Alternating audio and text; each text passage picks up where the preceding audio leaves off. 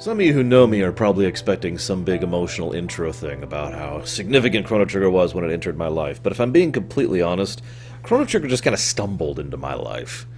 At the time, I was still very much immersed in Final Fantasy VI and a couple of other games like Mega Man X1 and Legend of Zelda: Link to the Past. So unlike a lot of other games I could mention, like FF4 or Mega Man 2 or Super Mario Bros. 1, I didn't have some big, like, this was super important to me and it was this big significant moment in my life thing when Chrono Trigger came out. However, some of you may or may not be aware that I once did a level 1 TAS of Chrono Trigger, which I'm still very proud of. It's one of the very few works I've done I'm legitimately happy with, even though I wish I could go back and do it better because I made a few mistakes along the way. And the significance of that is that, for those of you who haven't watched that TAS, please go watch the TAS. I spent a lot of time on it. I didn't think it was possible. I actually thought I was going to reach a point where it was just going to be a death. There were ways around that, but they would involve doing a whole lot of extra stuff that would literally have added hours to the run, so I was just, I was just going to go ahead and accept the death, and then I got to Lavos, and then I beat him. Now that is, of course, a huge summary of the events. I quite literally, and without exaggeration, spent 3 weeks mapping out, planning, trying, and working on the battle with Lavos. That probably sounds ridiculous, but trust me, if you're level 1, that guy is a little bit harder than usual, and his mechanics are uniquely suited to crush the ever-living crap out of you when you're low level. But I did it, and it happened at a point in my time where I was really, really suicidal, because this was right before the health issues, the kidney and the kidney stone issues, and I was in tremendous pain a lot of my life, and I was having trouble functioning, and I was having trouble keeping going. And being able to pull that kind of a win out of that, well, that was a hell of a morale boost in ways that I am underselling because I don't want to spend too much time on this topic. Chrono Trigger, having stumbled into my life, has been an absolutely amazing part of my life ever since. And a lot of that is on the virtue of just how incredibly well designed it is. It doesn't have, other than New Game Plus, it didn't really introduce anything new to the genre or to game design or to story design or anything like that. But what it did was it polished everything to a sheen. There are flaws in this game, and there are issues in this game, but most of them are relatively local or small little issues here and there, nitpicks, if you will. This game is very tightly crafted, very dense, relatively short, and brilliant. One of the things I want to talk about as well, this is going to be probably my weirdest rumination I've ever did, because mentally I basically approach this like a lore run. Usually when I do a rumination, I go through a game and I have like a section for gameplay notes, a section for story notes, and usually a third section for character notes, and I just kind of divvy that up. But here I just kind of went through the game linearly, and so we will actually be discussing gameplay and story elements throughout the course of this rumination, rather than our usual divvying up thing. So, a couple of initial thoughts before we really get into the game proper. I love the manually crafted design of this place. There's no random encounters. Instead, what we have is enemies that you fight on the overworld, and it's like, hey, you fight this thing. Oh, I just realized I need to address one other thing really quick. Please forgive me. Yes, this is my second rumination on Chrono Trigger. Like another rumination, which I believe at this point has already gone live, Dragon Age Origins, this was one of the requested ruminations by my patrons over on Patreon to do a proper remake of the rumination. So I will be doing my best to give you the best rumination that I can, because Lord knows the old one was terrible and awful. So here's to that. Anyways, back to the manually crafted thing. With the manually crafted approach, I'm always in favor of manually crafted over procedurally generated or randomly designed. That's something I've been in favor of for many years in my life at this point. And what this means is every single encounter, all of them, 100% of them, are specifically designed to be fought at a point in time with a relative power level you're supposed to have and with a presumed party makeup that you're supposed to have. So all of these encounters, and I'll be discussing a few specifics as we go through, but all of these encounters are basically engineered to encourage you to think in a certain way, to reward you for bringing certain party members, to try and push your envelope as far as the tactics you're using, or to try and encourage you to diversify in order to try and get through specific strategies. It's brilliant in its own way. And there's another thing that this game does very well. It has the overwhelming majority of encounters can be skipped. You can just bypass them. Now, you have to use bugs to get past several of the bosses, but you can do that. I'm not counting that. I mean, as you roam around the overworld map, there's basically a certain series of pixels on the overworld map that are red. Okay, this is just presumed. And anytime you step on a red tile, that encounter is triggered. However, if you know where those are, you can just skip them. And the overwhelming majority of skippable encounters are easy to skip when playing live. Not at speedrunner level, not at task level, just some person sitting down playing normally. Now that is a very important element to the design of Chrono Trigger. And I'll be mentioning another reason why that is in just a second. It also... They also have this approach to areas, so the game is actually quite linear up to a certain point, at which point it opens up. But there's an open design to it. Right at the beginning, you can go to the Faire, anywhere in Truce Castle, though you can't do much there, the nearby forest, the bridge, the other town, that would be Pour. You can go down to Pour, you can take the ferry, and I think that's about everything. But that is a surprisingly large amount of stuff you can do right at the beginning of the game. And let's just look at my notes here, because I jotted several of these down here. So you learn a whole lot of information if you really run around and talk to everyone. So the first thing that happens is you can talk to your mother twice. Now that sounds like a very minor point, but it helps to encourage the player to talk to NPCs multiple times. In Chrono Trigger specifically, most NPCs will say different things at least twice. Sometimes 3 times, sometimes more, but in general, just about everyone says something different after certain events have happened. And this is the very quiet way of the game encouraging you, the player, to, oh yeah, by the way, this is a thing for new players to the franchise. Remember, this is the SNES era, this is the 90s, where talking to NPCs multiple times was something that only weirdos like me did. Any other weirdos out there who used to talk to NPCs a bunch? I'm just curious.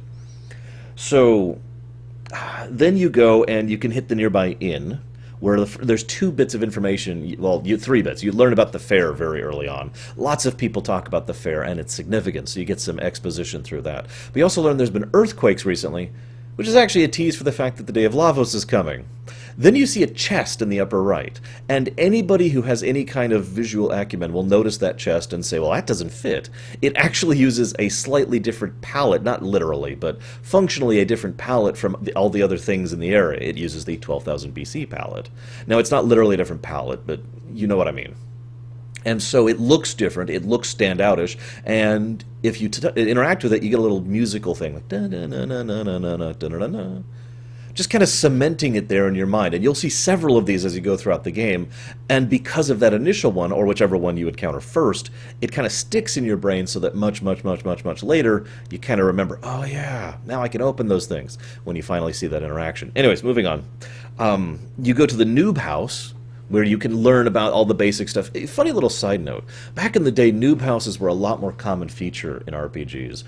Final Fantasy 4, 5, 6, and 7 all had noob houses. 8 kind of started moving away from that. Chrono Trigger, of course, has a noob house as well. These are not the only exceptions, or examples. I just find it funny because people kind of stopped doing noob houses. I guess video game concepts and RPG concepts have just become so common we don't really need them as much as we used to. Anyways, so you can go all the way around town where you learn all sorts of information that I already kind of discussed. You can go to the bridge. I didn't even realize you could go to the bridge for some time, where you can see people who are on their way from Pour to go to the Faire. You can go to Pour, as I mentioned previously, and from Pour you can learn several little tidbits. First of all, that there was a forest to the north that was trying to be restored by this woman named Fiona, but for some reason it failed. You learn about the fact that there's a guy here who sells jerky for an insane amount of money, at least at the time. You learn that some monsters can coexist with regular people. You learn about the rich mayor. You learn about, you learn about Fritz and how he's missing still. You learn about the whirlpool that occasionally shows up. You learn about the Fiend Lord War and how this is in part a celebration of that. You learn about Lara, Luca's mother, who is a cripple, as the fact that she can't and won't move. You learn about Melkor, and you learn about Beckler. Now, anybody who knows this game can recognize how many of those points come back up later on in the game. The amount of foreshadowing that's designed in the very few that you can all access right off the bat at the very beginning of the game is actually kind of crazy. Now, this is a very common thing in Chrono Trigger. Because of the aforementioned tight design, and because of the fact that this game is designed with New Game Plus in mind, which I'll talk about later, all of this stuff kind of is one of the benefits of that. I'm going to take a segue here for a moment, as I've been praising the intro of the game, to talk about how this game was a kind of a Jurassic Park. To explain what I mean by that, in my experience, in my opinion, there are two kinds of really successful works regarding books, movies, games, television, right? The first is something where everything just kind of bumbled into place, and no one predicted it would be this big success, and no one thought it would be a smash hit, and then it was. This is Star Wars, to put it simply. Star Wars A New Hope, which just kind of bumbled its way into massive success, despite not really having what you would consider all of the pieces in place. The other thing is when all of the pieces just slot in perfectly, and anyone looking at that could say, this is going to be a masterpiece, and then it was. And with all of the pieces in place, excellent people working at every step, at every part of the procedure, so you've got this tight lattice design of interactive creative works, creative people all working together to create this work. You have Jurassic Park, which is what, like I mentioned, Chrono Trigger is a Jurassic Park.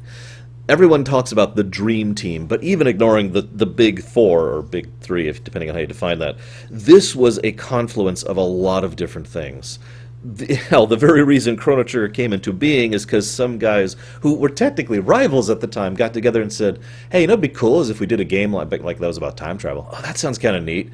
And they just kind of started kibitzing about it over the course of several days and then weeks and then months, and then they actually got some producers on board, and then they actually got some directors on board, and they just kind of kept pulling in talent. And it's easy to see, with the advantage of hindsight, why so many people wanted to work on this, because a lot of people worked on this game. Because you had, again, the dream team. That was like the star power of all these people who were like, we really just want to make a great game. We don't want to make a Final Fantasy. We don't want to make a Dragon Quest. I'm gonna fail at this. Yuji Horii, excuse me, is one of the gentlemen who spoke at length about the idea that they were untethered. Like, there were certain expectations at the time for what was required to make a particular game, to make an RPG, to make a Dragon Quest, or to make a Final Fantasy. All those expectations were gone. It was a blank sheet of paper. Now, that can be a bad thing. If you have no limitations, that can be a very damaging thing creatively. But because they had so many people who were so creatively talented and were all driven to just make the best game they could in a vacuum, we got Chrono Trigger. This is also a good time to mention that I will not be discussing or really even mentioning Radical Dreamers or Chrono Cross. Not because they're bad, not because I dislike them. None of that is relevant. What is relevant is the fact that Chrono Trigger, as I just kind of highlighted, was made in a vacuum. It was designed to be a self-contained game. It was just supposed to be this one great game. They weren't trying to make an IP. They weren't trying to develop a franchise. And they weren't thinking about tomorrow.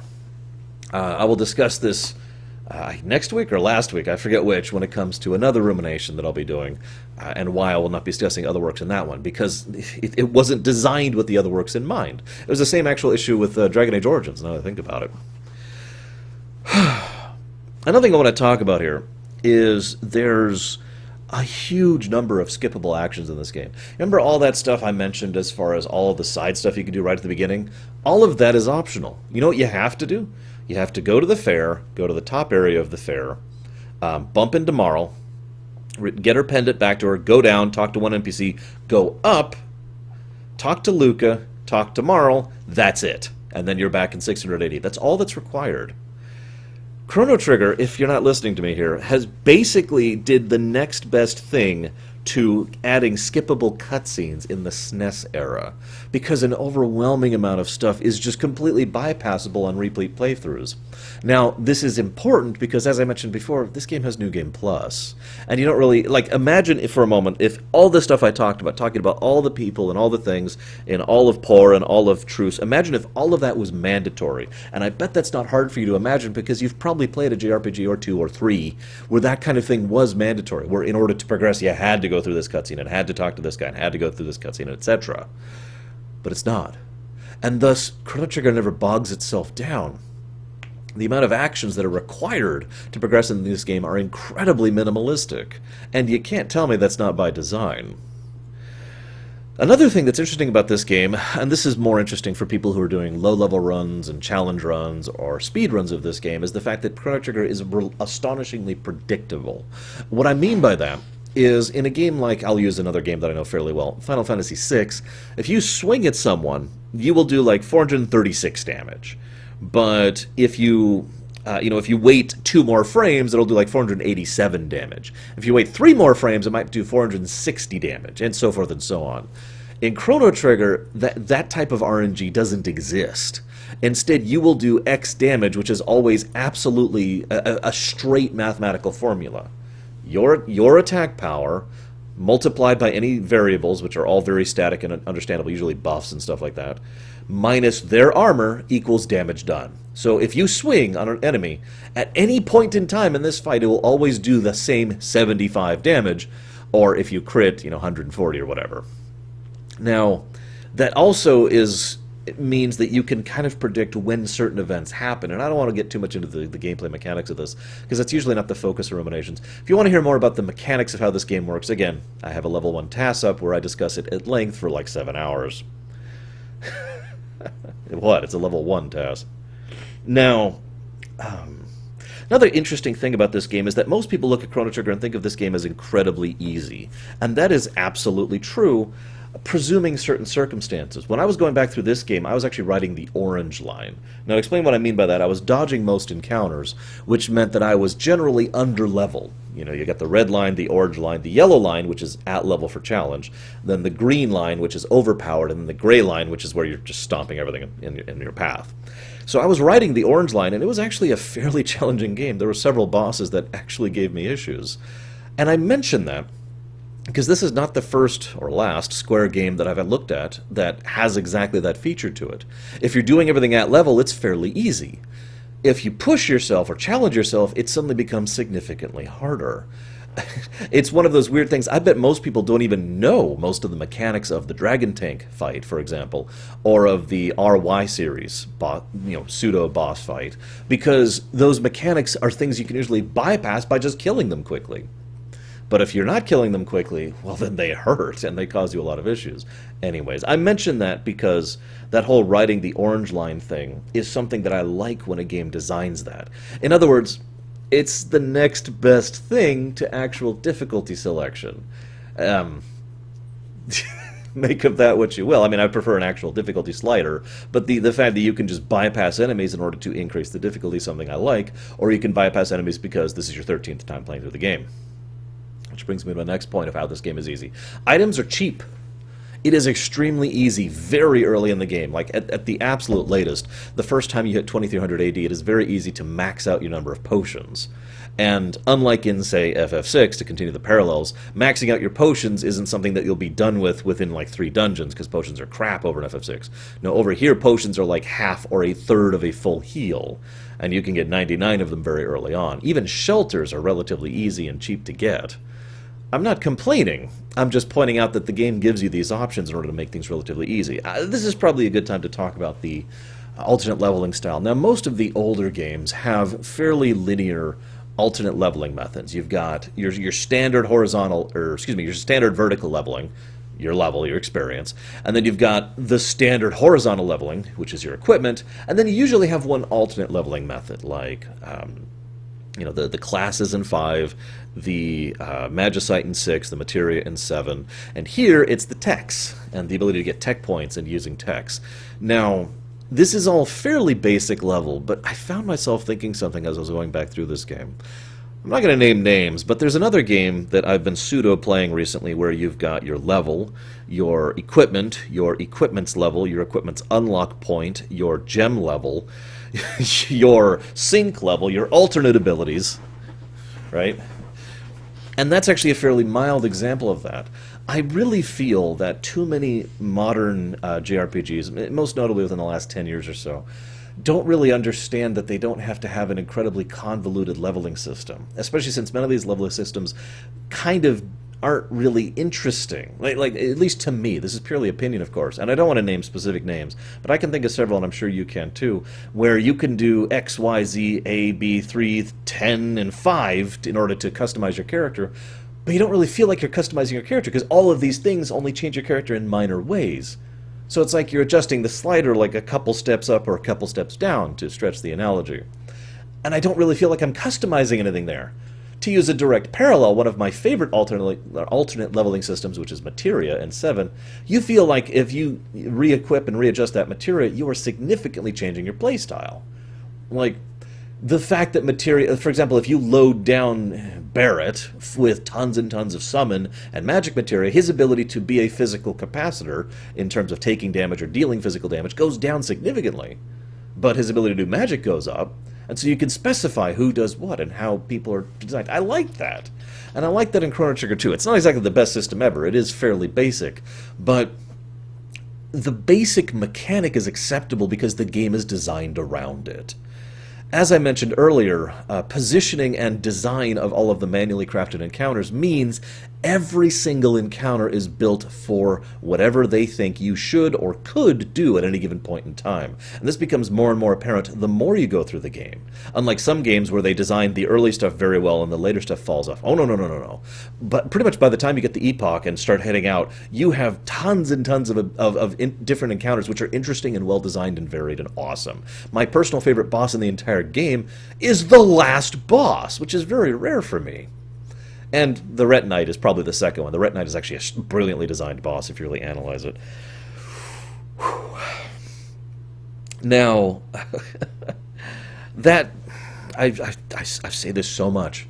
It's about how you use game mechanics, not just the game mechanics themselves. So yes, Chrono Trigger is basic, but everything it does, it is designed around that basic system. Positioning is a big one too. For the longest time, one of my minor complaints about Chrono Trigger has been the fact that I have no control over my positioning. I feel the same way about Final Fantasy X-2, for example. In both games, positioning and distance and layout does matter. It does change your strategy. But you have no real control over positioning, so you're just kind of adjusting to whatever you happen to deal with. My complaint still exists for Chrono Trigger, but has been lessened because of how much I noticed this playthrough that, again, the layout, the specific positioning of enemies is designed to encourage you in a certain way. Let me use a direct example, then I'll move on. When you first go to Minoria Cathedral in 600 AD, there are two Naga-Ets, and both of them start here. Now, they start in a way that the first thing you can do is you can hit 3 of them if you do a Cyclone, but then they almost immediately shift away from that until 2 of them are focusing on Luca, and 2 of them are focusing on Chrono. Now, here's the really interesting thing. If you take down, like if one of your people starts getting down or hurt or whatever, the other 2 kind of stop being quite as much of a problem. And because you're still using, because of their positioning, Flamethrower will still hit 2 here, and the Cyclone will still hit 2 wherever you choose to hit it. So you still have the ability to choose that based on the party members they know you will have at that point in time. This is probably a good time to add a disclaimer. I don't know why, but for whatever reason, Chrono Trigger seems to be the game that people most argue about pronunciation in. I mean, I've seen arguments in many different fictional works, but never as much as Chrono Trigger. It's probably because we've never had voice acting in this franchise of any sort. Thus, we don't really have a lot of official sources for pronunciation. So, this is my disclaimer. I'm going to use the pronunciations I always have, and I apologize if it bothers you. I do understand. Let's talk about the sprite work. The sprite work in this game is phenomenal. I know that some people have kind of gotten into the meme joke of me being the brick runner and constantly pointing out bricks, but part of that is because of my appreciation for little details in art design. And there are several games that really always just shine when it comes to the kind of details and effort they put into designing a particular area. Final Fantasy VI, World of Warcraft, Chrono Trigger, etc. Now, I point out this one because, and I'm going to use a direct parallel because I jotted this down. So, Chrono's room includes a model ship, a typewriter, a lamp, pictures, and a radio. And if you go down to the kitchen, you see a fridge, a sink, a stove, a pantry, dishes, and a clock. Now, all of that in very quick... I bet most of you probably never even noticed half that stuff, at least not consciously. But it gives a very quick background presentation of this is a normal everyday home, and a normal everyday modern home. Despite the fact that they still have a king and a castle and still use swords, 1000 AD is basically about the 1950s/1980s-ish in terms of overall technological progression. And I say overall because obviously Luca is just completely pushing the boundaries of that since she has literally made a talking robot and a teleporter. But I digress. The point being that is trying to give you that automatic sense of familiarity effect Because you know what a fridge is, and you know what a stove is, and you see all those. Now, to skip forward a little bit in the narrative, when you go back to 600 AD for the first time, and you go into the inn, which, by the way, is very interestingly designed to be the very first place you will walk to if you're just walking normally for the first time of this game out of the canyon, you will see another kitchen, which has basic shelves, as in like just long bookshelf kind of shelves, a barrel, bags of food, a pot, which is literally simmering on an open fire, and a crude stone fireplace. Again, immediate visual distinction. This is actually something the game does constantly, and I noticed it each time, and I love it each time, and I'm just going to skip over it really quick, but basically, each time you shift timelines, each timeline is very clearly visually distinct from previous ones in terms of the palettes that are used, as in which colors and which styles of artwork are used, in terms of some of the filters, and in terms of the literal design of the actual areas you walk into. It's always very obvious when you are in a different time in this game because each one was designed to be so distinct from each other. I will only bring up the timeline thing 2 more times, both of which times I feel it to be significant to the story. But otherwise, I just want to mention that every time you do that, it's awesome. Moving on. So, you have to bump into Marl. Now, I actually like that in its own weird way. The whole idea is that you, the character, the player, basically have to initiate this encounter. And this also kind of leads to part of the trial. I'll talk more about the trial later. But what I do want to talk about is some aspects of the Faire. Now, the Faire has a fairly large amount of stuff to do, relatively speaking. I already discussed all of the foreshadowing aspects of the Faire. The fact that Melkor is there is just mind-boggling to me on repeat playthroughs. But what's really interesting to me about the Faire is that so much of it is not just completely optional, but seemingly pointless. What's the point of getting silver points? Well, you can turn silver points into gold. And I actually know players, friends of mine who used to play this game back when it came out, who would farm silver points to get gold because Melkor sells a sword that you're not really supposed to have until about 2 hours ahead of now, game time-wise. And you can actually farm up the necessary silver points and gold to get that right now if you feel like it. And that's up to you. I don't know. If you want to ride the green line, you can, because the game lets you. So you go find the teleporter pod, which is, wow. The fact that Luca has developed a working teleporter is astonishing. Now, there's this little side note that always bothered me until I really started analyzing the story of the game. One of the little side notes is that Luca's inventions usually fail. They usually explode. Now, that just kind of struck me as weird because we never see that in this game. We are always told that. And given that Chrono Trigger is usually very big on showing, not telling, that was confusing to me until I realized the point. Or at least, this is my theory on the matter. Because it's a twofold point. Point one is that she is, shall we say, crazy. No, I don't mean she's insane. I don't mean she's mentally unbalanced. I mean she is willing to push far harder than she should. The reason so much of her stuff fails is because she is way more ambitious than she should be, and is willing to push the envelope far harder than she otherwise should. And thus, most of her experiments fail because she is constantly pushing that boundary, learning and recovering from it, and then pushing the boundaries back again. This is probably why she has a freaking functioning teleporter.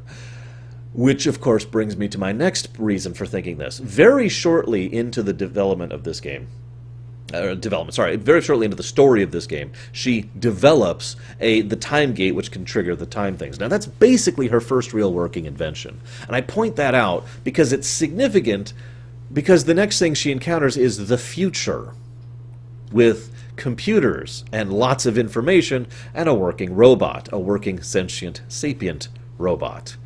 Named Robo. Now, I have posited this theory many, many times, and I stand by this theory to this very day. I have always thought that the reason that the technological boom that happened in Chrono Trigger happened because Luca, in the future, analyzed these designs and then took that information and knowledge back with her, and then really started making some truly advanced technology, truly pushing the envelope, and thus leading to a technological renaissance, more or less literally because of time travel shenanigans, and not to give her less credit, because she is smart enough to recognize it and understand it, and smart enough and wise enough to be able to apply it, applied engineering. Anyways, I've got a thing of water right here. I bet you can't imagine why. So you go to the past. The game pulls the trigger on the past thing very quickly. Now, this is when I'm going to mention something. It's very clear, and based on what we know, this is true, although I don't have 100% certainty of this, that the early parts of the game, which is basically everything from when you first time travel up until when you come back from 600 AD, doesn't quite fit the rest of the game in terms of its storytelling and design. In fact, if not for this one exclusion, most of the time travel in the first half of the game would actually be very coherent and well designed. However, this actually introduces a bit of a plot hole in terms of its approach to time travel. Now, I will discuss more about the specifics of the time travel and the way it works later, because I feel it's far more relevant later. I just wanted to bring that up right now because I really do think this is just an example of, well, we did this part, and then we started, and then more people got involved, and we added on to it, and the rest of it's far more cohesive. It's early installment weirdness, basically, except within a single game. Anyways, so first you have your first forced encounter. This is also the only encounter in the entire game that Chrono cannot avoid getting experience on. It is the only time Chrono will ever get experience that is absolutely mandatory to complete the game. Hence the level 1 Chrono run. So you have that forced encounter, but then your next encounter is pseudo-skippable, and your next encounter after that is extremely skippable. This is the game kind of giving you, the player, the idea that you can avoid encounters. The two guys who are just rolling the roly-poly back and forth are one of the most obvious examples that I've ever seen, because their only purpose there is to show that they're just kind of hanging out, and not in any way blocking your path or even being threatening to you. Thus, you understand, at least if you're playing this game for the first time, that you can just walk around them, and now you know that you can skip encounters. So you go to 680. I already mentioned the kitchen comparison, the FX, the palette, the different sentence structure for how people talk, and their different vocabulary. Now, that wasn't true in the SNES version. If it's not obvious, I was going through the DS version for this particular playthrough because it's the best version of the game, in my opinion.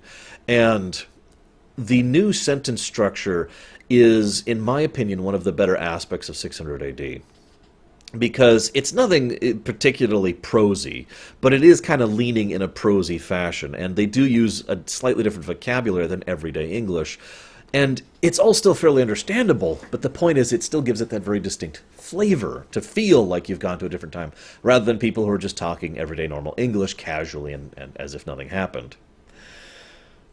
So, I mentioned here most early battles lean on positioning. That's very true.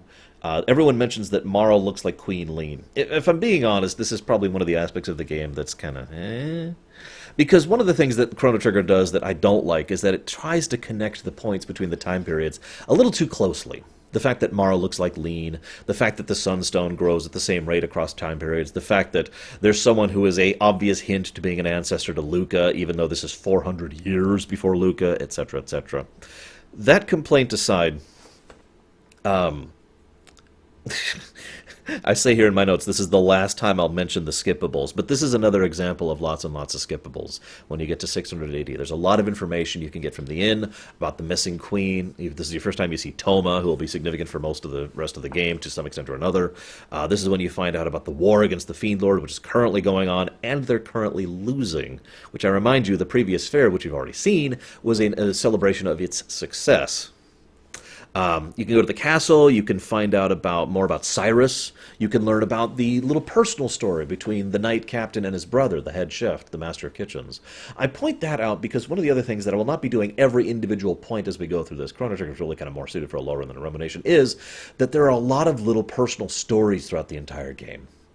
Like the Knight Commander and like the Master of Kitchens. Both they're brothers, and they both have a huge rivalry and feud going on. Both obviously love each other, and both are doing the best they can in order to support their people with their own things. There's a lot implied in this game, which it does a very good job of. It's probably one of the better SNES RPGs that I've ever seen, as in the concept of the SNES RPG, not the obvious fact that it's an RPG on the SNES. So, we find Marl.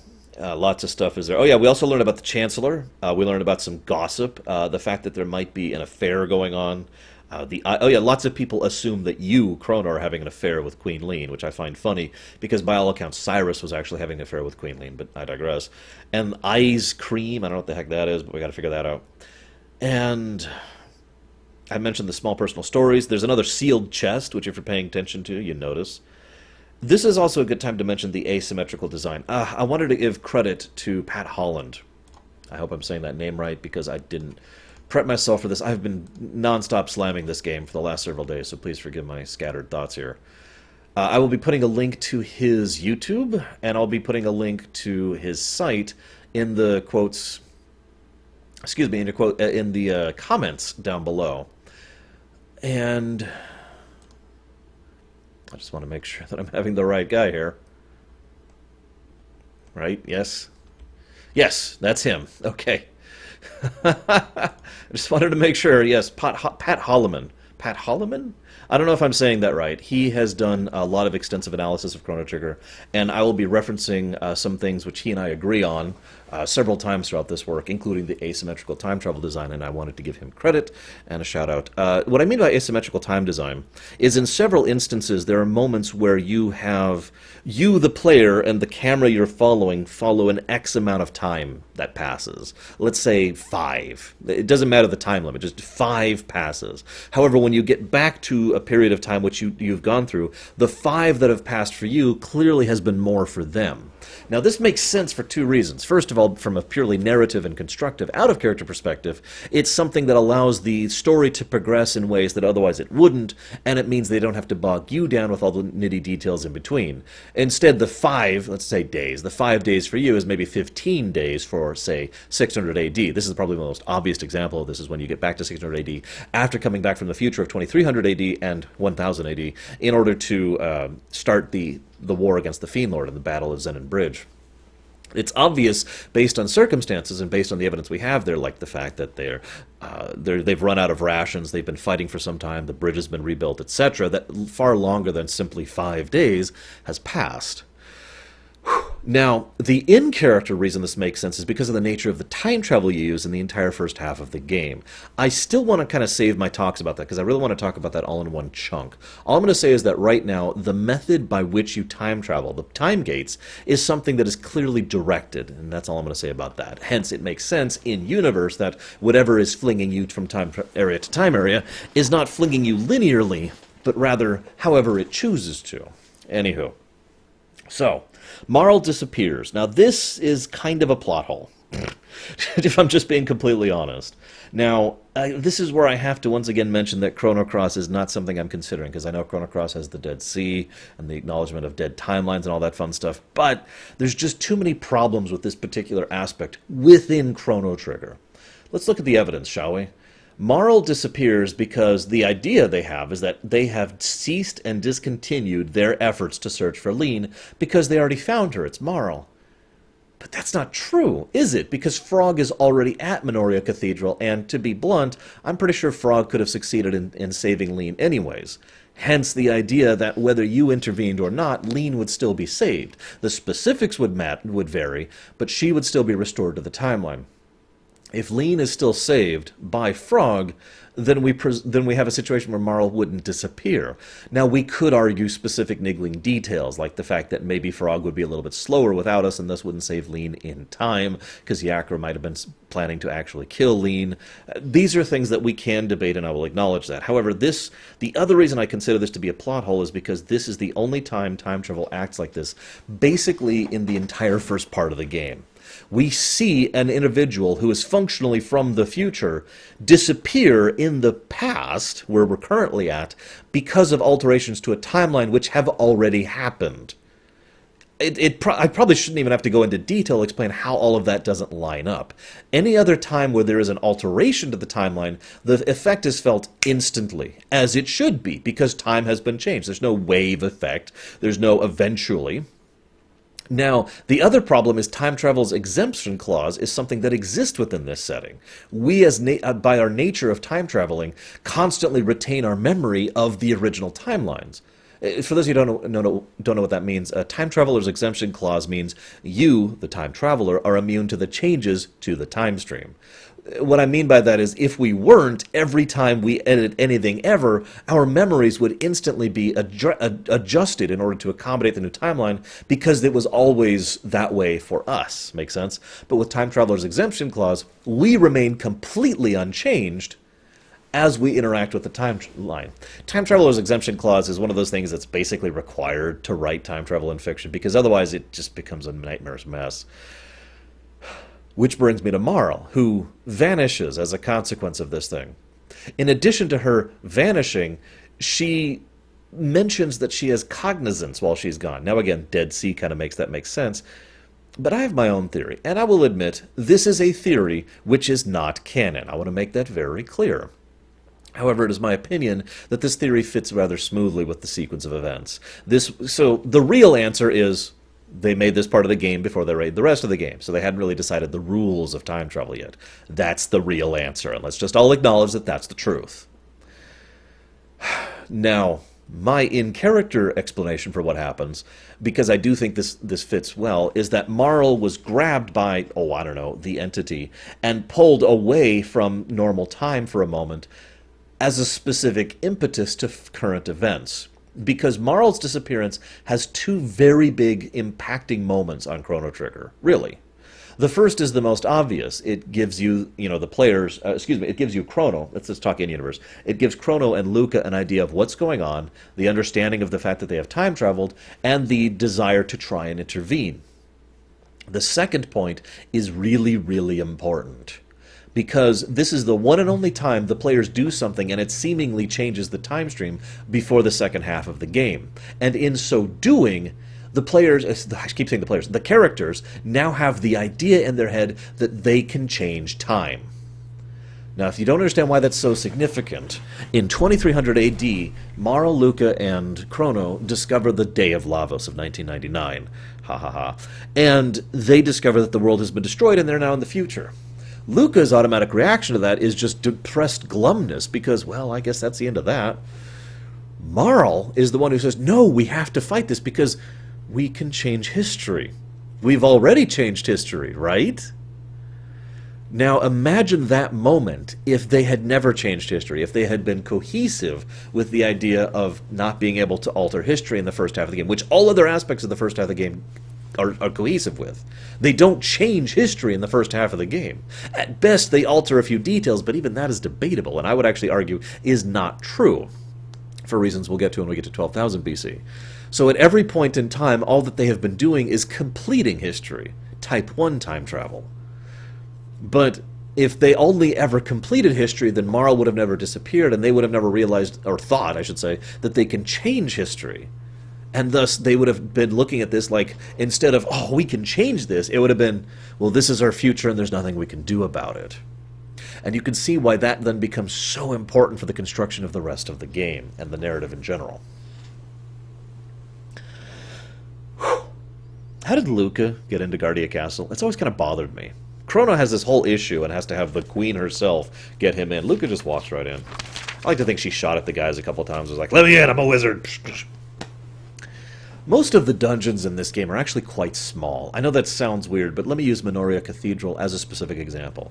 You've got the initial antechamber, which is basically not even a chamber. The next main room, which is a fairly large room, and it has 1, 2, 3, 4 connecting side rooms, as well as the way forward. And then you have the next big room, then a hallway, then a boss. Very small by most games' standards. And of course, you might be like, well, this is the first real dungeon of the game. Of course it's small lore. But all of the dungeons in the games follow this with very few exceptions. The big ones being the lair, Magus's lair, Toronto lair, the Ocean Palace, and the Omen are the big real exceptions to this dungeon design.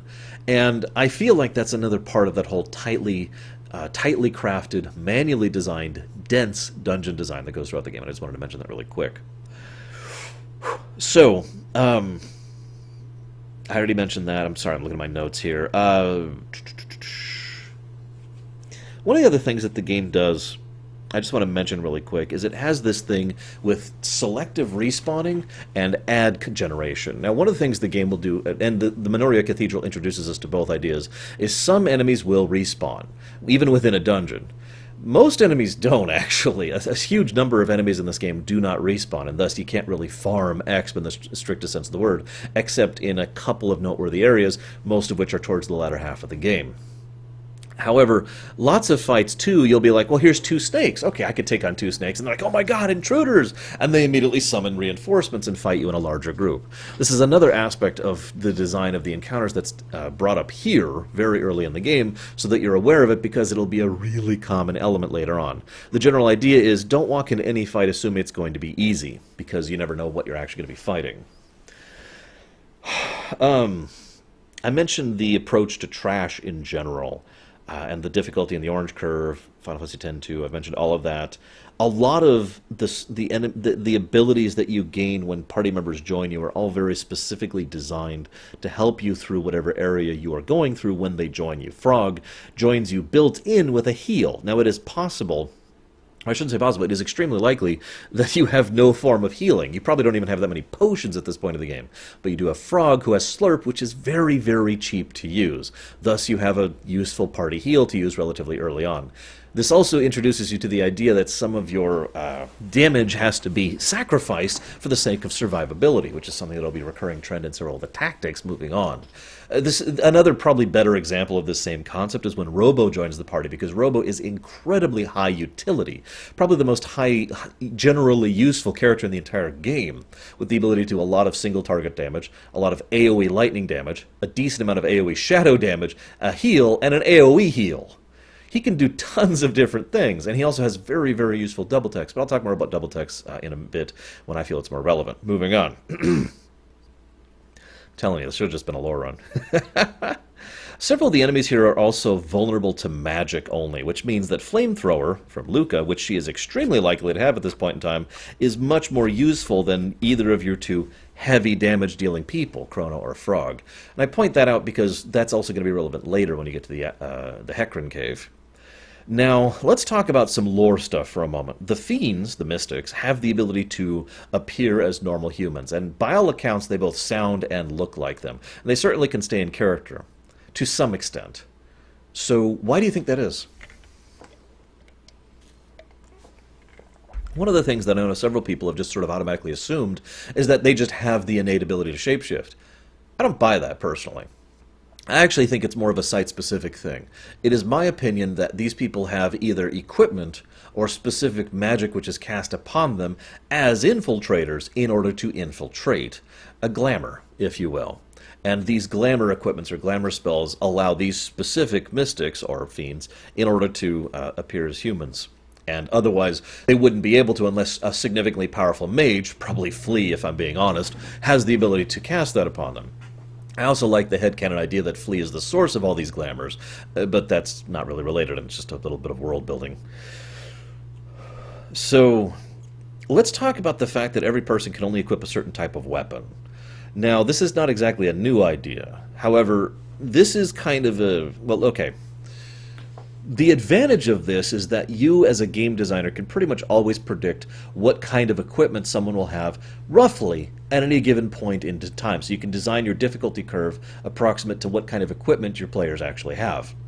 Because you will get a better sword for Chrono in the Minoria Cathedral, and you know that that equipment's going to go on Chrono because he's the only one who can equip it.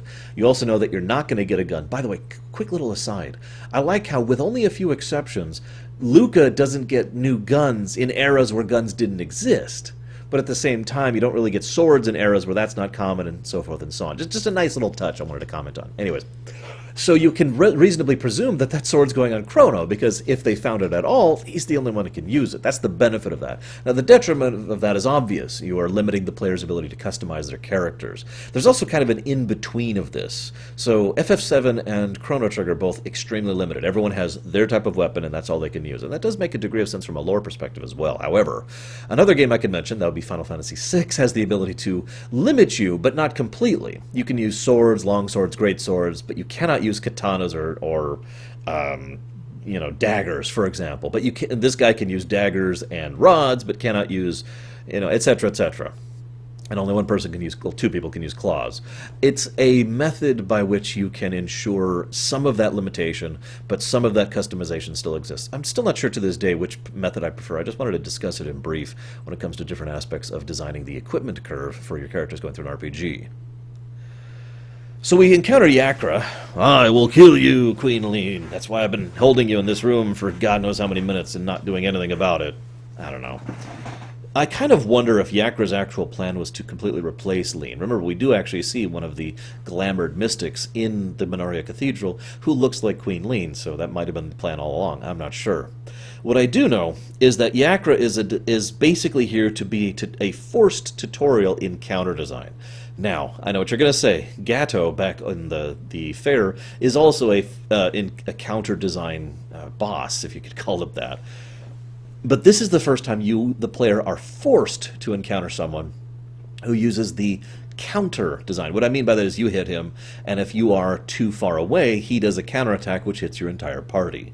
This also introduces the concept of situational relevance. So, for example, Yakra roams around in a circle. So anytime Luca hits him, he's going to counterattack. But at certain points, Chrono can hit him without a counterattack, and at certain points, Frog can hit him without a counterattack. This is also, and I'm not sure if this was intentional or not, when you can understand how counterattacks work when it comes specifically to dual attacks, because you probably have X-Cross, or X-Slash, excuse me, at this point in the game. And if you do, the person you select X-Slash with is the person it determines the counter based on. Anyways, so you take down Yakra. I'm just going to run through a quick the next couple of things that happen. You go back to the town. There's a lot of optional cutscenes you can see. You can talk to Lean. You can talk to King Guardia, the whatever. You can talk to Frog with Marl. You can go get Marl before any of this or after any of this. You go through the forest. The forest has almost nothing but skippable encounters. I mentioned earlier that a decent number of encounters are skippable in this game, at least in the first half of the game. Almost every area where encounters are regularly and easily skippable is in an area which you are designed to backtrack through several times, like the forest leading to Guardia Castle. You'll be going back through this probably more than any other single point in the game, other than the end of time. So, very, very easy, even if you're playing normally, to skip all the encounters there. And someplace like, say, Mount Denadoro, which you would only really go back through like twice usually, that place you can skip them, but it's a little trickier to do so. Anyways. I love the irony of this. I just wanted to make this quick note here. The fact that you are hated by your own people and beloved by everyone else. The only political entity in the whole setting which really is consistently against you is the one here. Now, you could argue the Kingdom of Zeal, but really, that's really Zeal herself. The actual kingdom isn't really against you. And you could just go back to Zeal just fine, even after you're supposedly an enemy of the state. And you could argue the Mystics in Magus' Lair, but that's really getting into technically territory, especially since you can wander amongst them just fine in the present day. But you can't wander around Guardia Castle circa 1000 AD, not until the end of the game. Because you're hated and wanted and a known criminal here. But if you go into the castle in 600 AD, they say, oh, thank God it's you! And you're well-renowned as a local hero. And the same in 2300 AD, and the same in 12,000 BC to the Earthbound people, and some of the Zeal Kingdom, and the same in 65 million BC. I just thought that was a nice little irony to comment on. So then we have the trial. First, I have a question for you, and I still am not decided on this question to this very day. Do you think that this is already Yakra the 8th, I think? Hang on, I wrote it down. No, it's Yakra the 13th, excuse me. Do you think this is already Yakra the 13th, impersonating the Chancellor? Or do you think this is just the Chancellor being a power-crazed, evil individual? It could go either way, really. I'm not actually sure which I buy. There's a lot of really messed up stuff going on in that prison, but then again, it's a prison, so of course there is. The other thing I want to comment on, though, the trial itself is awesome. It uses very stylized graphics to showcase to the player that this is a significant event and that this is a turning point in the story, and it is. This is basically the end of what I would call Act 1. The trial itself is the penultimate moment of that. Act 2 begins in prison and then concludes when you reach the end of time, but I'm getting off topic. The reason I say the trial is interesting is because it basically tricks the player. This is, in my opinion, and Mr. Pat also agrees with me on this, in my opinion, this is something that's being done deliberately by the designers to trick you, the player, into thinking that you can actually alter history, which at the moment, and for the majority of the game, you cannot. No matter what you do with the trial, you are found... well, you are tossed into prison, and then you face the same choices in prison. It changes some cutscenes, it changes some flavor, it changes some of the dialogue, And of course, you can get some items if you're found innocent, but otherwise that is it. And the prison itself is probably one of the most fascinating dungeons in the entire game because it is the only dungeon like this. It is relatively large, far larger than most other dungeons. Despite the fact that each individual room is small, there are many rooms that branch out in different directions, including multiple dead ends and a lot of areas you can backtrack through to find additional equipment or whatever. In addition to that, you have the option to completely skip the entire dungeon by just standing there and watching a cutscene or three. That's also an interesting choice. Now, all of this, and I'll be bringing this up a couple more times, is about the New Game Plus more than anything. This is all about trying to give the player another way of going through the game, even though they still end up at the same place. Because New Game Plus is something that is encouraging the player to replay the game. It's one of the ultimate replay values. But as I've said many, many, many times, just adding New Game Plus, just adding a mechanic is not good enough. You have to design the game around that mechanic. You have to build it in and execute it, present it properly. This is one of the ways that New Game Plus really works in Chrono Trigger. If you don't feel like doing that dungeon again on your second playthrough, then you don't. If you don't feel like bothering at the Faire, then you don't. And things still progress as otherwise. I very much like that. So, let's see here. I already mentioned the Guardian Prison. Oh yeah, there's no music in the prison either. It's very unusual. There are precious few parts of this game where there is no music. I suppose that adds to the sort of grim atmosphere of the place. Several of the encounters you have here are with guards, which you can take out in a stealth section, by the way, and if you do so, you get items from it. You don't get to do that ever again. But the grim atmosphere, most of the enemies you fight are either monsters, literally ghosts of the damned and dead who have died here, or the risen people, like the skeletons, and it's this whole messed up thing. Then you fight the Dragon Tank. I'm not going to do a full diagnosis of the Dragon Tank fight here. I'm not sure you care. I talk about the full mechanics of the Dragon Tank fight and most boss fights over in the level 1 tasks. Plug, plug, plug. So you get out. Marl insists that she's not having any of this. This is also the first hint that we get that Marl's father, the king, isn't really on board with this whole thing, but that he obviously feels like he has to maintain some semblance of decorum, or this is how things should be. And that'll be part of that character arc, which will be concluded much, much later. So, pretty much the last time I'll mention the shift thing here. The music, the technology, the palette, just about everything about the future of 2300 AD is completely different and really showcases how bad it's gone. But there's the other thing that 2300 AD does very well. There are cars and skyscrapers visible. Now, this is one of those things that creators do as shorthand to the viewer, the player in this case, rather than the characters, because Luca doesn't know what a skyscraper is. Marl and Chrono don't know what a skyscraper are. They don't know what cars are. They don't know what roads are. They haven't encountered those things. We do. And thus we have more understanding of where and when they are than the characters do. And we can diagnose pretty much immediately what's happened. And of course the never-ending storm and the thunder crackling and the incredibly foreboding music, which continues in several of the domes as well, kind of helps to emphasize the tone and theme of the area. Look at my notes. Hang on. One of the things that's hinted at is that in the future, we're at maybe a year from total human genocide.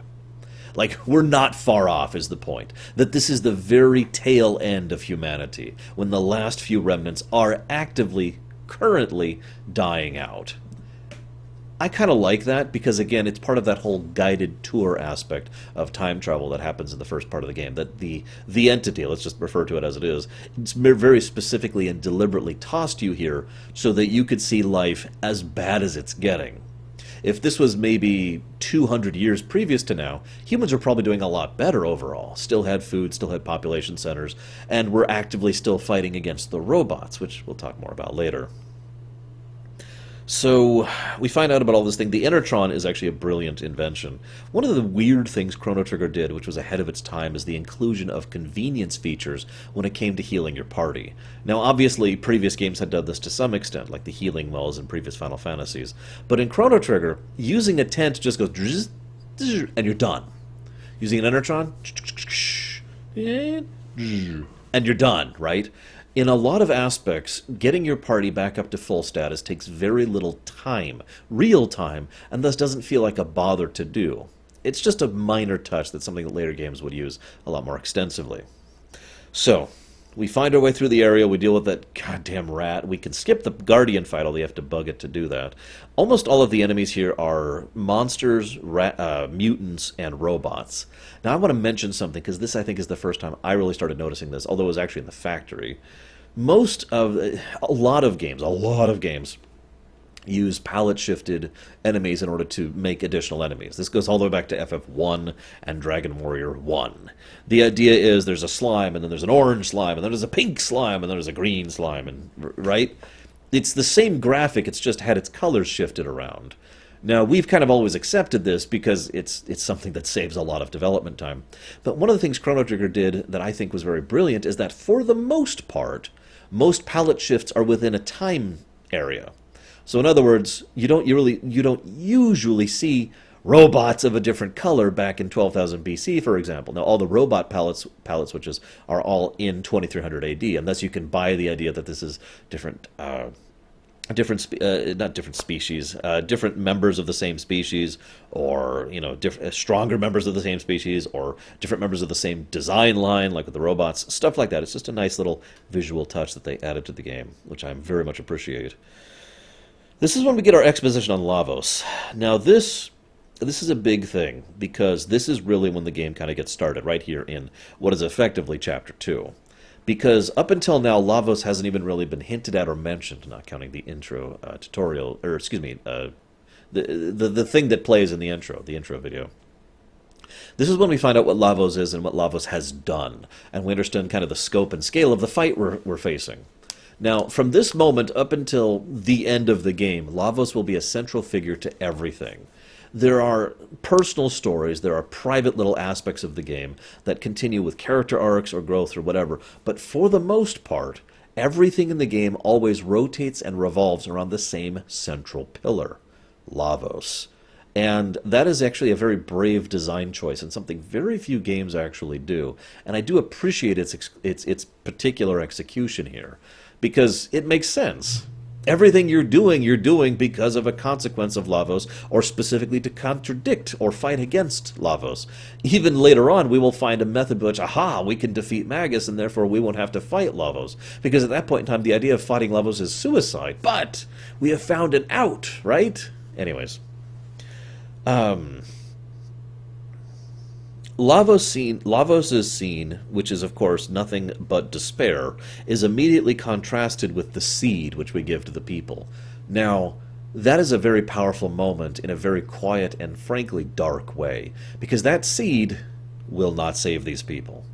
Even if that seed is for something, some kind of food or some kind of nurturing thing that will help these people, that is not going to provide them the kind of food and nourishment they need to continue to exist.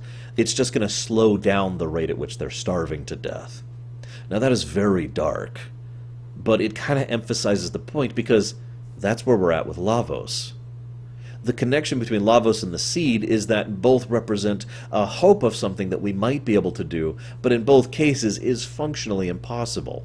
There's no way we can fight Lavos, and there's no way that seed can keep these people going.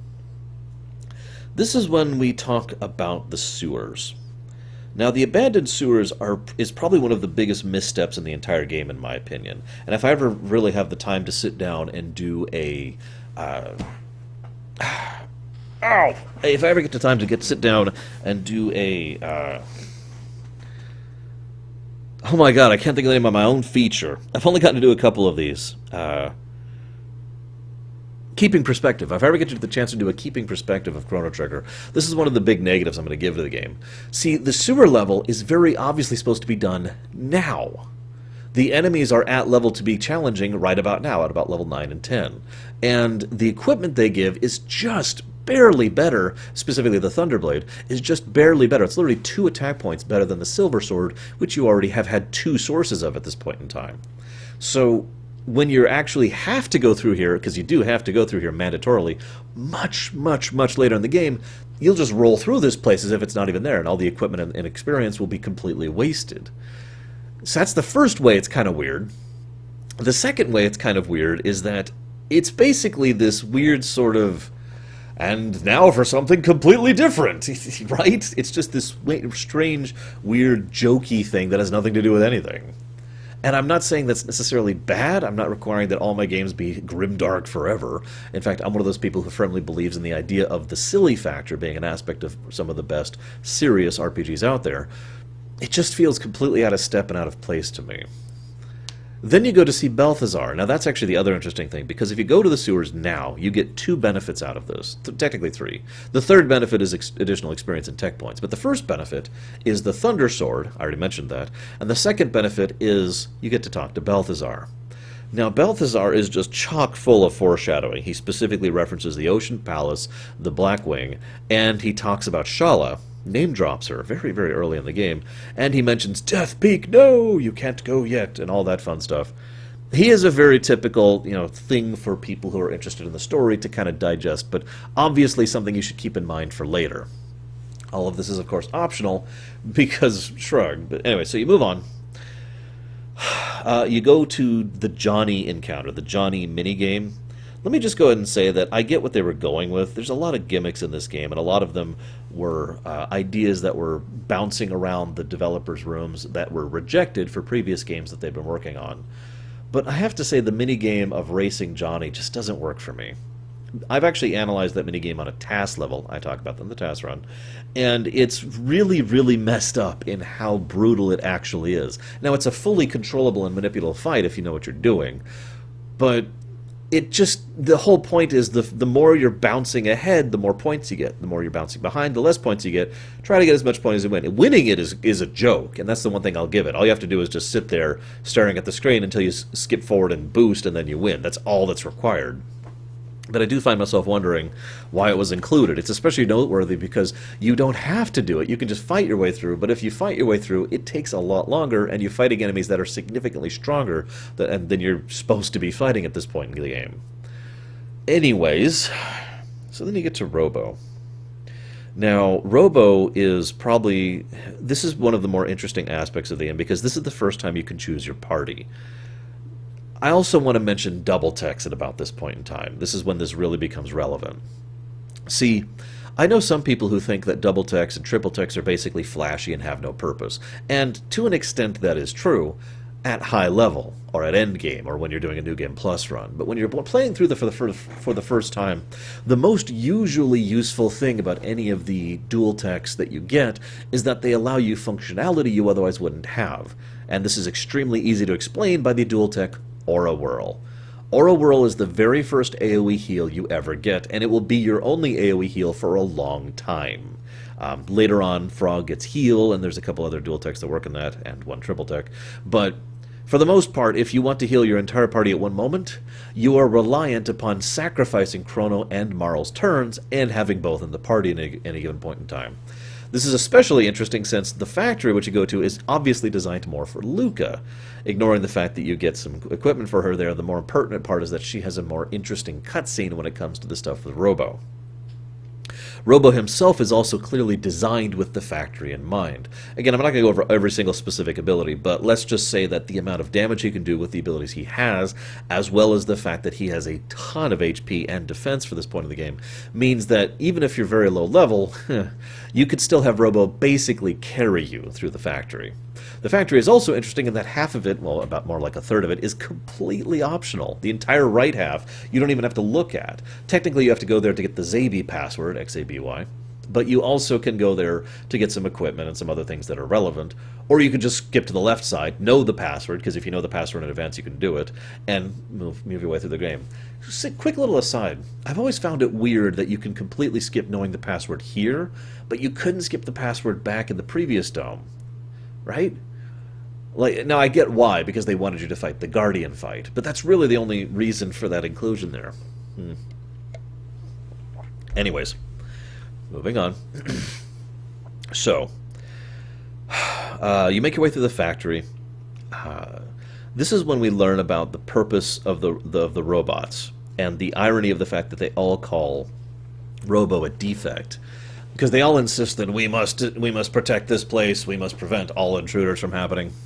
Now, this is an irony for two reasons. Number one, this is actually a lie, or at the very least, an inaccuracy, because what we are seeing is that these other robot units, these RY units, are just defective or actually going berserk. Now, we're not 100% sure which, but none of them act like they're actually being controlled by the mother brain, and that's important because we do know quite a few other robots are being controlled by the mother brain with the explicit purpose of seeking out and exterminating human life. But these are not like that. They're just acting like they are broken, which is funny then, of course, because they accuse Robo of being defective. They also don't refer to him as Prometheus, but I digress.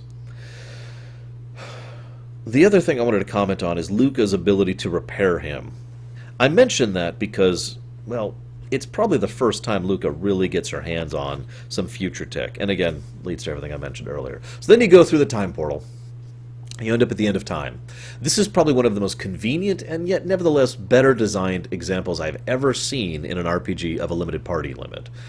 To use a total contrast, in FF7, the only 3 members in the party limit because it's dangerous to be on the field with multiple people is absolute nonsense.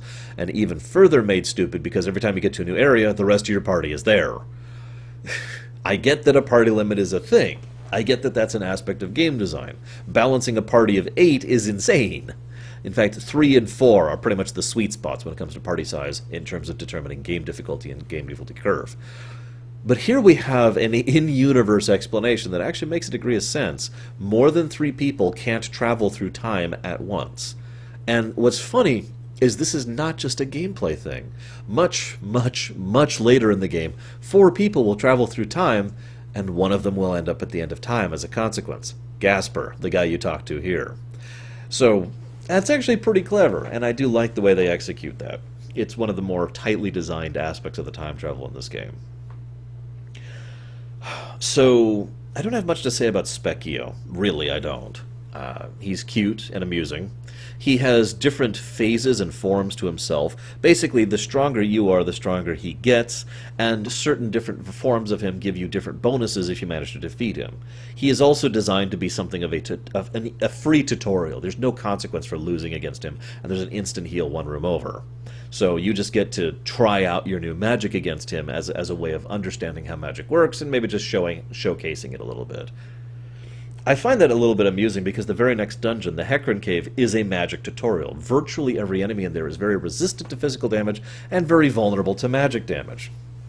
And the boss is extremely vulnerable to magic damage and highly resistant to physical damage. I don't have much to say about Medina. I do have to comment that this is our very first insight. Oh, excuse me. This is our very first shot of Ozzy. This is something, as I mentioned before, the game does a whole lot of. The game will foreshadow someone in a certain way far before we interact with them. In fact, Magus was actually foreshadowed all the way back in Minoria Cathedral, where his statue is there. His statue is in Medina as well, once again kind of emphasizing the background nature of his character. But also, Ozzy the... I wrote down which number. Ozzy the 8th is there, and we learn a little bit about Magus and the previous war and how it was lost as a consequence of these interactions. Melkor is there too, but he doesn't actually have much to do at this point in time. Instead, we end up talking to Hecarim, of all people, who mentions that Magus summoned Lavos. Now, I already kind of mentioned that plot point, but it's relevant because it gives us some degree of hope. It's like, to continue the seed analogy, all of a sudden we find an entire packet of different seeds, and it's like, oh my gosh, we don't have to live off of just one seed, we can make this work, right? So now we have a goal. All of our efforts from this point until the end of Magus's lair is all focused on killing Magus. And I like that. So let's cover some of the sequence of events that happen after that. First is the Zenin Bridge, of course. Now, this is when we first actually meet Ozzy. We also have to do the conclusion of the brothers' little story arc between the Master of Kitchens and the Knight. I'm not going to comment on too many of those little stories. There's a lot of them. Let's just move on from that. So we go and assist in the Battle of the Zenin Bridge. And we also learn about Tata and his, the legendary hero who's got the great medal. Now, this is a classic story, and it's very well executed. The idea here is that Cyrus was the legendary hero. He was the actual legendary hero, the great warrior of legend who got the medal and defeated the enemies and united the people and inspired everyone as a hero, and he had them as immune, and then Magus crushed him like a bug. Now, I do like that overall construction of events. In fact, I love it. It is pretty much the classic subversion of the typical Arthurian hero archetype. The idea that I am the great and powerful hero, and he's just great at everything, and he just dies to the actual villain. Magus just obliterates him. And then it's like, oh, maybe we should do something to... And of course he curses Frog, that is to say Glenn. Glenn turns into Frog, and now has advantages that he otherwise wouldn't. Thus Magus manages to create a worse enemy. And Frog, that is to say Glenn, who was an excellent swordsman. It's mentioned, this is more clear in the DS version's translation, it's mentioned that Glenn was actually a better swordsman than Cyrus, and basically a better fighter in every way. But Glenn, well, he didn't have the mentality. He wasn't the stoic, sharp-chiseled chin guy who could grin and make damsels woo and make men inspired, right? You know, he didn't have any of that going like Cyrus did. But he was the better hero. He was the nobody who had to slog his way up from total defeat and being cursed in order to actually accomplish this task. In other words, Cyrus had everything basically handed to him. I don't want to say that as a complete derogatory, because obviously Cyrus was a decent guy who was sleeping with the king's wife, who you know, actually earned at least some of his accolades. But Glenn, he started from nothing, and he crawled his way up to being the actual hero. But of course Glenn, especially after the events back at Minoria Cathedral, looks at this whole situation like he is a complete failure, tosses the medal away, and goes to hide in the woods, probably where he's been hiding for some time, I would imagine. Then of course some kid finds it and goes to sell it, and now there's this kid who everyone's calling the great hero, and well, now he's in way, way over his head. One of the things I find most amusing about Tata is the fact that he got as far as Mount Denadoro. What I mean by that, I like to picture, you know, the knights formed a circle around the legendary hero and got him across the bridge at great cost. In other words, I could imagine that, if not for Tata, the knights might have actually had a chance at winning the Zenin Bridge fight, but they took such severe losses getting this kid, who was probably running scared the whole time to get across, that they were in a worse state, and they needed us to help assist them in the final battle as we're going through there. Right? Now, this is also, by the way, the first time we see that the enemy, that is, say, the mystics or the fiends, actually use necromancy as a method of augmenting their forces. Funnily enough, they make a point that the skeleton monsters are actually very weak, relatively speaking, which is important, because if they weren't, then why the hell haven't they already won, is basically the question that's being asked here. Anyways, so we confront the kid. He admits that he is a fraud. Of course he does at this point. I mean, oh god, Denadoro, oh god, monsters everywhere. Denadoro is another interesting place to talk about, because it's obviously designed, again, credit to Mr. Pat, it's obviously designed to be a dungeon that feels longer and harder than it is, but it is neither. It is a relatively short dungeon with relatively few encounters, the overwhelming majority of which can be completely skipped, and the few that you actually have to fight are incredibly easy. All you need is a little fire damage, and poof! This is also introducing the concept of player-induced vulnerability stages in enemies, which is something that will be a regular recurring theme in later encounters as well, and most notably the Ret Knight fight. So, having made your way through Denadoro, you fight the Mazmune. I'm just going to pause for a moment. I know everyone hates my pronunciation of that, and I apologize. I will do my best not to say that word in the future. I know I've heard like 5 different ways to pronounce Mazmune, Masamune, Masamunya, or, God, I don't even remember the others off the top of my head. The 2 most common ones I hear are Mazmune and Masamune, and I try to bounce between those as best as I can, and over the years I finally decided to just say screw it and say Mazmune. Moving on. So you have a actually surprisingly easy boss fight with the twins and then with the thing itself. This is also, strangely enough, another aspect of foreshadowing. These are crafted individuals. These 2 were actually built, or enchanted into, but I like the idea of built more, into this blade. And that you do all this thing and you find a broken blade, and it's like, oh. Okay, well, we have a broken blade, now what do we do? Let's take it to Frog, see what he knows. This is also when we start to get a little more backstory about Frog. We get most of the backstory after the 65 million BC jaunt, but I'm going to talk about it now, because I always got the very strong impression from Glenn that in an ideal world, Glenn would have been a great swordsman who never had to bloody it. In other words, and I know this sounds strange, Glenn strikes me as the kind of person who would really love sword fighting as an art form, not as a combative measure. Not actually slicing up people or creatures or whatever, but just in duels, or friendly jousts, or just for the fun of it, up against a shadow or a tree, right? Because it is in its own way an interesting form of exercise and artistic expression. And I do like that idea. And Glenn is, of course, someone who was forced to never be able to do this by the nature of growing up in this particular era in the middle of a fricking war. So I always feel very strongly for him. It's some great cutscenes back to forth, and we really feel for him. This is probably some of the biggest character stuff in the entire game is for Frog, for Glenn. And I point that out because you'll notice I haven't really been talking about the characters that much. Most of the characters really only get one or two cutscenes to really develop them as a character. I know this sounds so strange, but Chrono Trigger, for all its highlights, for all its tightly designed, for all of its positives, is actually very low on characterization, for the most part. There are some character arcs, and there's some small character moments, but they're all little tidbits. To use a direct comparison to Final Fantasy VI, FF6 is really, really heavy on character, to the point where characters actually take a front seat to actual plot in several instances. The story of Terra and her discovery of herself and her true nature is in many ways more important than the fight against the Gestalian Empire. By contrast, in Chrono Trigger, the combat against Lavos and his creator, Magus, is always going to be more centric. We only get a few little sideline stuff where we get insight into characters like Frog. Frog gets some, Luca gets some, Marle gets a great scene towards the end of the game, optional. Robo gets a great scene towards the end of the game, optional, Which brings us to Ayla. Now, I will admit that I myself have really hard time pronouncing her name. Anybody who knows me knows that my natural accent has a tendency to say the letter A as ah. And I don't really do that on purpose. It's just how I talk. It's just how I've talked for many, many, many years. However, obviously there are many other ways to pronounce the letter A.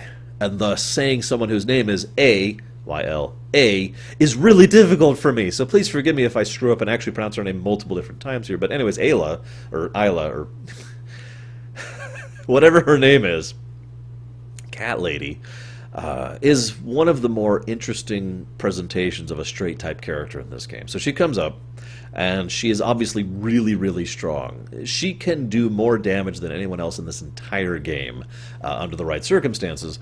And even if you don't do min-maxing setup, she still will be hitting like a truck. Of your major physical damage dealers, that would be Chrono, Robo, Frog, she will hit way harder than any of them, even under normal, ordinary, at-level, at-equipment circumstances, which is, of course, by design. Funnily enough, her techs also start off completely from scratch, as if she doesn't know anything, which sucks because most of her techs are very utility rather than direct useful, with three extremely big exceptions. Ayla is incredibly important to just about any game style for three things. She has a heal, which she gets very early on. She has a massively damaging attack, that's the triple kick, which is very useful for many bosses in the game. And she has the ability to steal. She is the only one in the game who can steal items. And there is a huge amount of useful, stealable items in this game. Most notably, it's pretty much the only way to really max out your tabs on a, well, you can't do it on a single playthrough, I think, but you can do it on a second playthrough. No, I think you can do it on a single playthrough if you get every single speed tab. I'm not sure about that. But anyways, point being, she helps a lot with her ability to steal. It's also how you can get tons of things like prism helms and other stuff like that.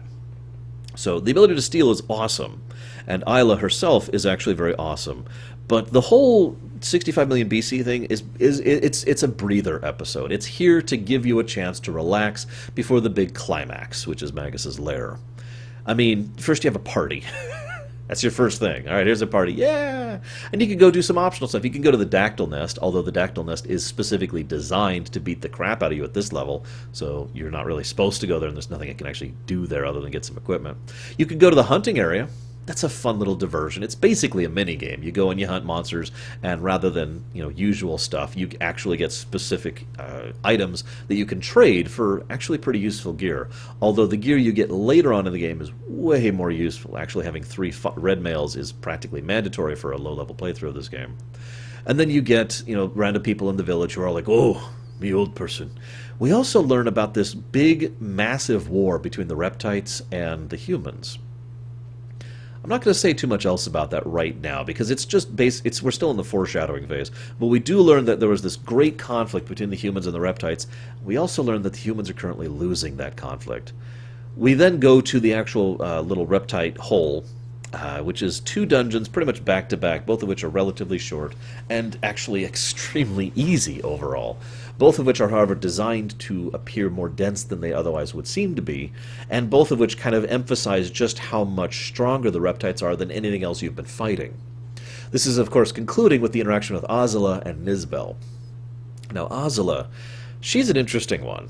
She is someone who obviously is fairly intelligent. She speaks far more clearly and concisely and has a greater vocabulary than anyone else of the era. She also has taken the gate key and recognizes that it is technology, and advanced technology at that. This right here gives us some insight into why the reptites are winning. It's not just the fact that they're lizards, which are generally accepted to be stronger than mammals in most cases. It's the fact that they are more advanced. It also leaves in the back of your mind the question, how are the reptites, how do the humans win? Because obviously the humans win. But how?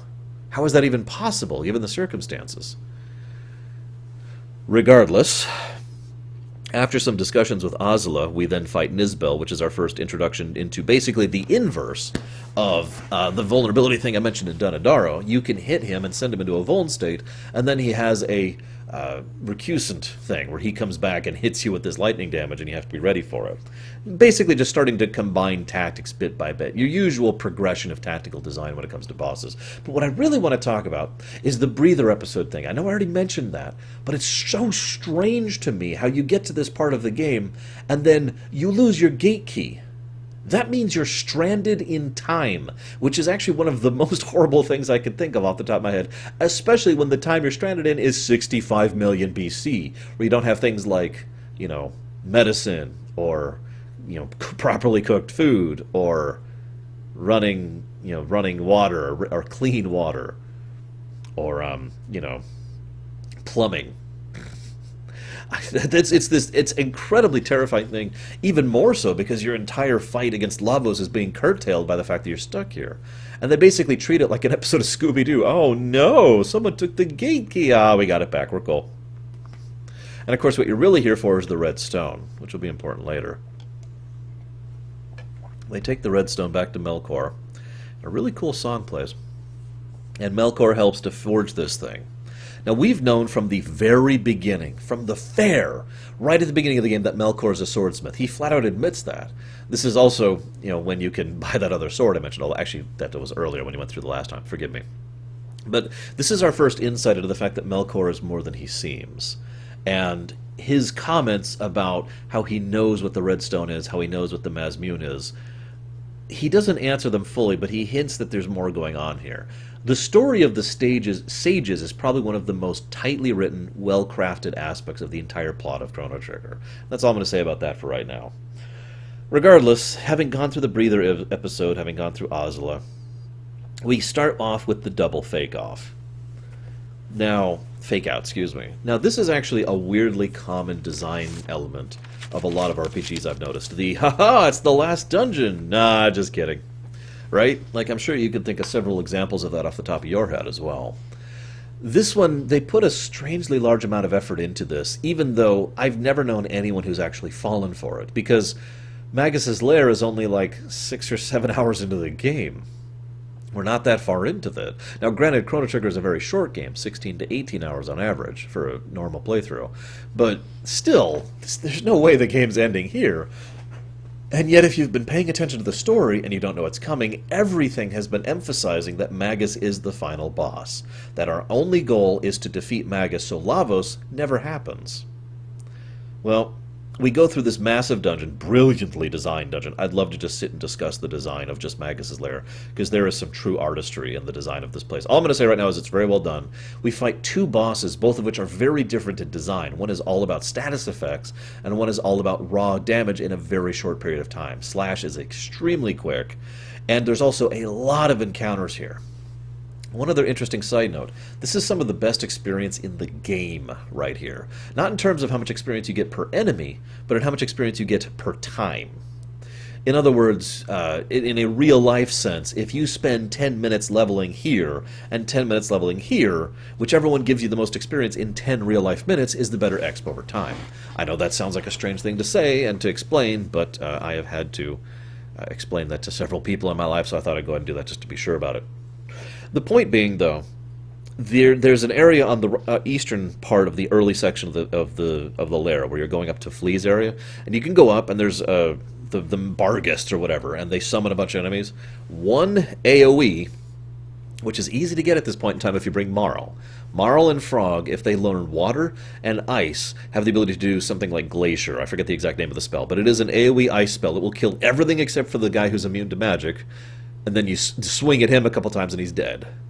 And you can just repeat this over and over and over, and it is very easy to do, and you get tons of experience and tech points. Way more than anything up till this point in time, and way more until anything for quite some time after. The next time you get anything even comparable to this is at Mount Woe.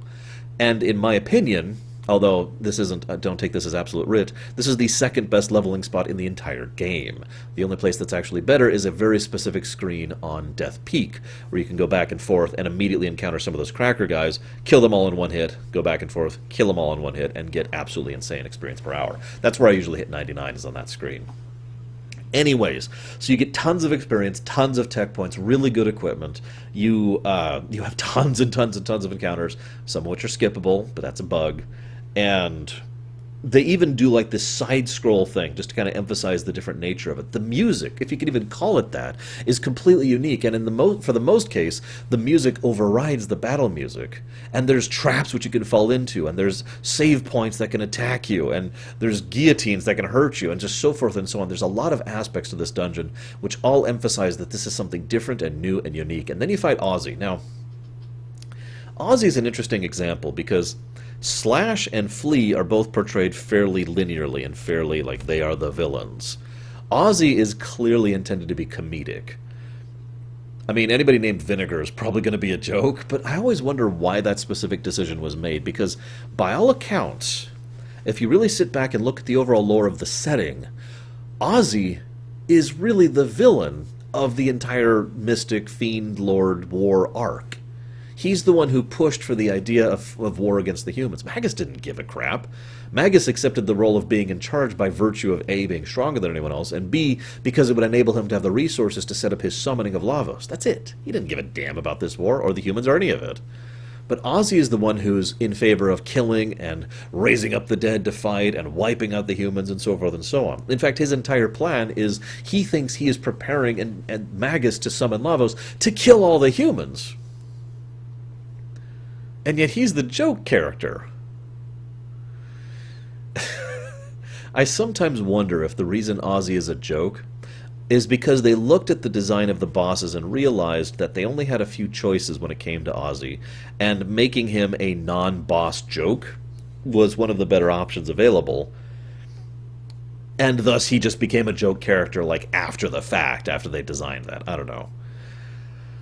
He could have also just been a breather. You know, Slash and Flea are fairly straightforward. The whole lair is dark and just gloomy and incredibly awesome. And then you get to Ozzy, and it's like, you get this one little breath before you go down and fight Magus. Now, Magus is a fun fight. This is also the first time we've really met Magus. This is the second time we've seen him on character, and the fifth time we've heard him referenced or mentioned throughout the course of the story. He's been built up fairly decently. In fact, he's been built up more than Lavos himself has, or itself, depending on how you prefer that. And Magus he's also a unique boss design. First of all, he's got the switching barrier boss, which isn't exactly a new concept when it comes to JRPGs, even by this point in history, but he also has an entirely second phase, which is a new thing, and that second phase is built about him reducing the amount of damage he takes, him hurting you, and then him beating the ever-living crap out of you. It's when Magus just stops, he just kind of, alright, build up, build up, build up, dark matter. Which is, in addition to sounding very cool, looks very cool, and does a crap ton of damage.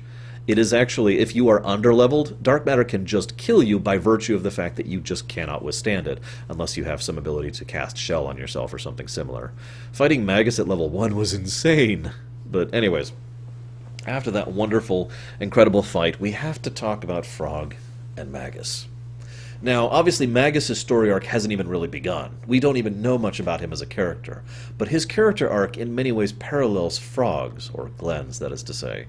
Both of them were people who were basically better than their peers, but for various reasons didn't want to be. They didn't want the attention, they didn't want the focus, they just wanted to be over and do their own things. They both also had someone very close to them that they cared about a great deal, whom they lost. Cyrus was killed by Magus, and Shala was lost to Lavos. I say lost to because...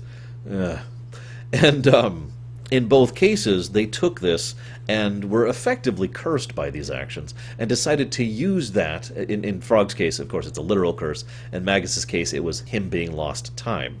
But in both cases, they decided to use these events to try and grow from them, and to accomplish whatever mattered most to them. This is where their stories diverge, though.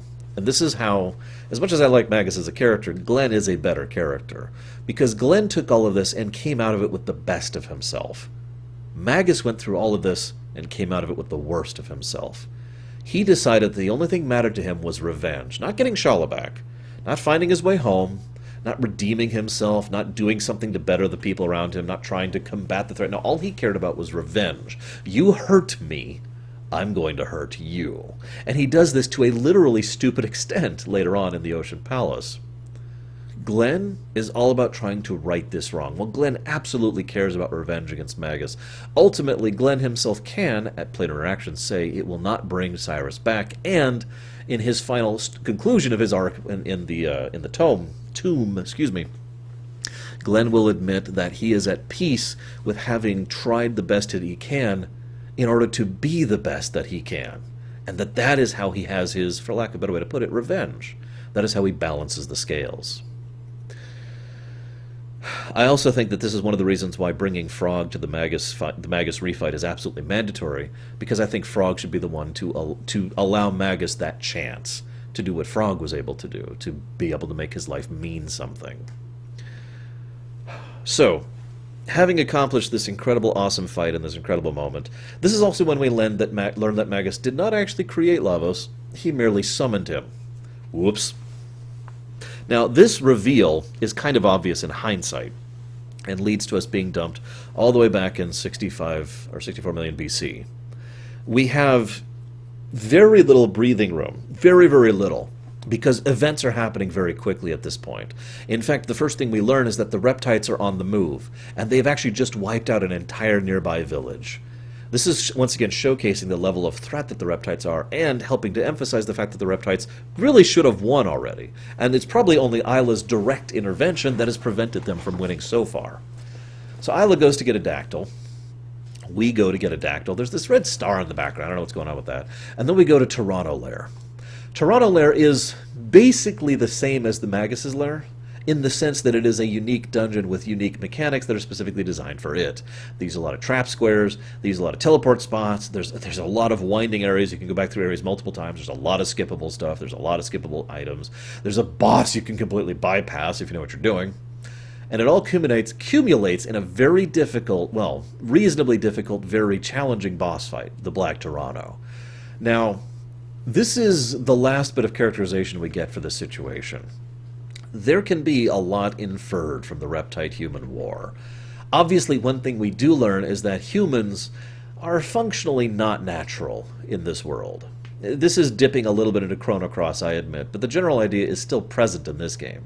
The idea that the Reptites were always the natural species, the trolls, if you will, to use an Azeroth parallel, and that the Reptites are the ones who were supposed to rise to dominance, and were supposed to be the ones to actually be the species that won the Darwinian game. It is only the intervention of Lavos, the players, and Isla that prevents all this from happening.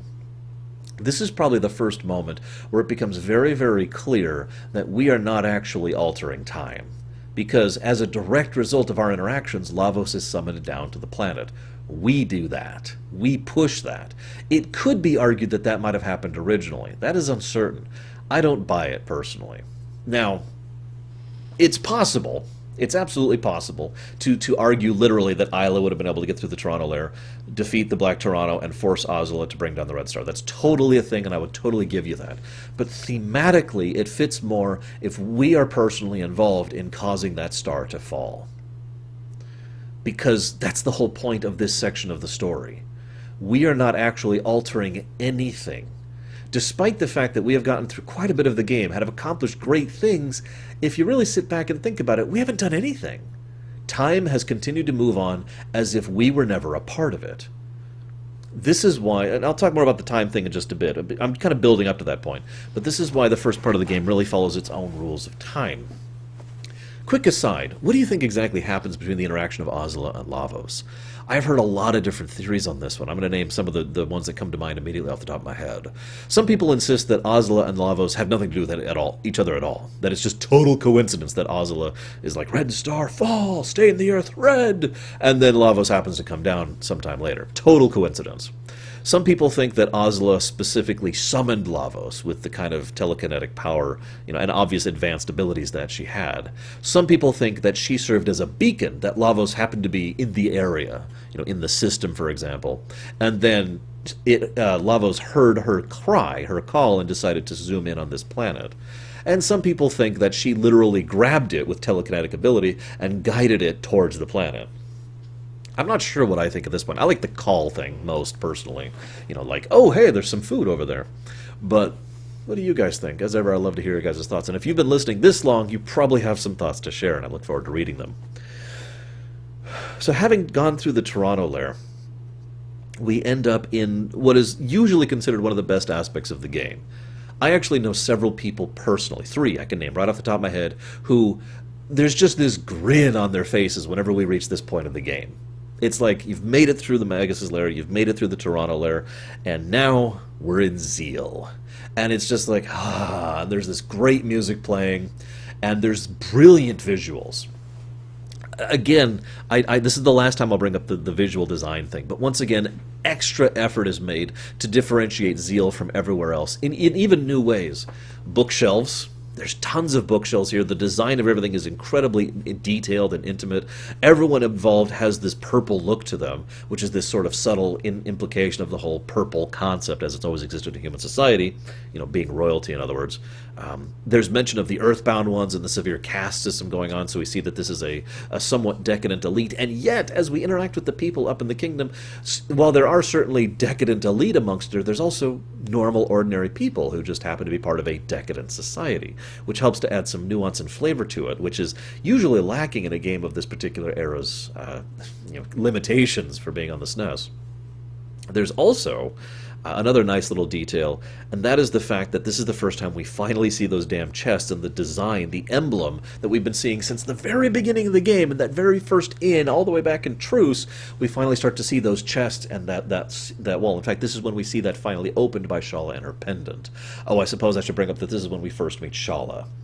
Arguably one of the main characters, if not the main character of Chrono Trigger. Shala is at the center point of almost everything that happens in this game. Her immediate introduction is very carefully crafted. She is shown as someone who's kind, someone who cares about others, someone who is interested in the party, someone who regrets and laments what's going on and knows that horrible things are happening and doesn't think she has any choice but to be a part of it, and of course is probably going to have horrible, horrible things happen to her. She is the focus point of the tragedy of Chrono Trigger, most assuredly. And most of the major tragedy of this game surrounds her. Now, there's tons of exposition here. This is where the design is different, too. There is a huge amount of information that's just dumped on the player at this point of the game. And there's also lots and lots of useful treasure and basically no encounters. There are 2 optional fights, both of which are completely side fights that you have to go out of your way to find and do a puzzle to even access, and if you do, you get some pretty good gear from it. But both fights are also incredibly easy on top of everything else. So this whole section is unique. Very, very, very few games, even nowadays, will do something like a complete episode or chapter where the entire tone and direction of design shifts completely into a new track. Now, I mentioned the 2 fights. One is with the News. The other is actually with the Golem, which is also a supposed to lose fight. You can beat it. The Golem here is actually probably one of the hardest Golem fights in general, although the Golem twins also have issues as well. But you learn the basics of how the Golem mechanics work simply by virtue of fighting him. That's important because that will inform us on how to fight the golems later, which is a mandatory fight we can't avoid. Anyways, we also learn a little bit about the characters here. There's a surprisingly large amount of characters introduced in this small section.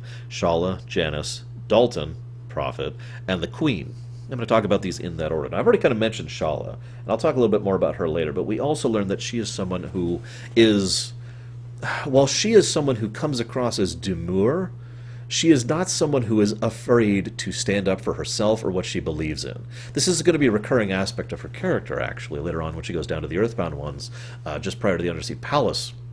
She clearly is openly and actively defying the will of both her mother and her kingdom, and the general will and dictates of fate. This is not someone who's going to sit quietly and just accept things. She's going to stand up and do.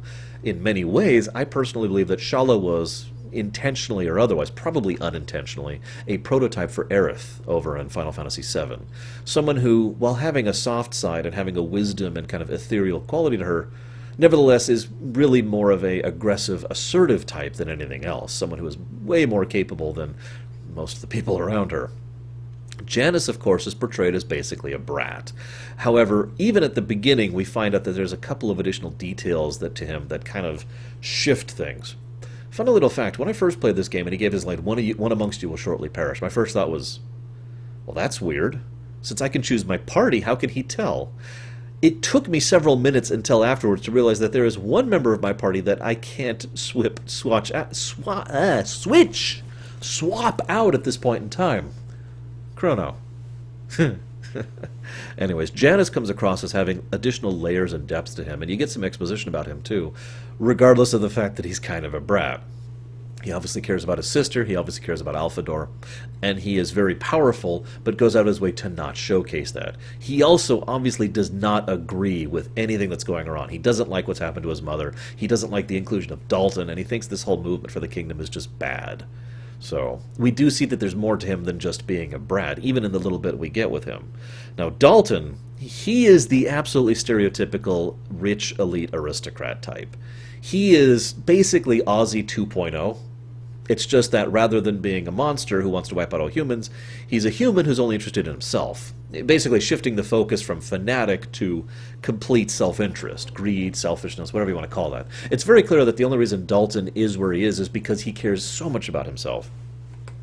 It's also implied, and I've always liked this idea, that Dalton himself is actually a lot weaker than most of the other enlightened ones. But there's a catch. He is a summoner, and one of the only summoners we see in all of Chrono Trigger. Very few people actually have summoning arts or summoning power in this. He's one of the exceptions. And I kind of like the idea that as a summoner with that unique talent, he was able to use that to both leverage and literally destroy whatever is in his way in order to get to the position that he finally ends up in. The Prophet. I'll admit, the first time I saw the Prophet, I didn't pick up on it. It wasn't until like a few scenes later in the palace specifically where I was like, oh, okay. The Prophet is another example of what I mean by the Type 1 time travel. Still building up to that, but I'm just mentioning it really quick. He is obviously someone who is very wise, has some kind of interest or care in the party. He's basically our antagonist here, for the most part. And he has mentioned it being very magically powerful and having incredible predictive capacity. And then we bring the Queen.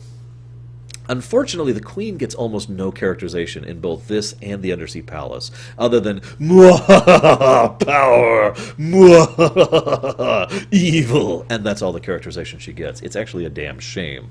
She doesn't get characterization of any real type until we get to the Black Omen at the very end of the game, which I'll discuss later.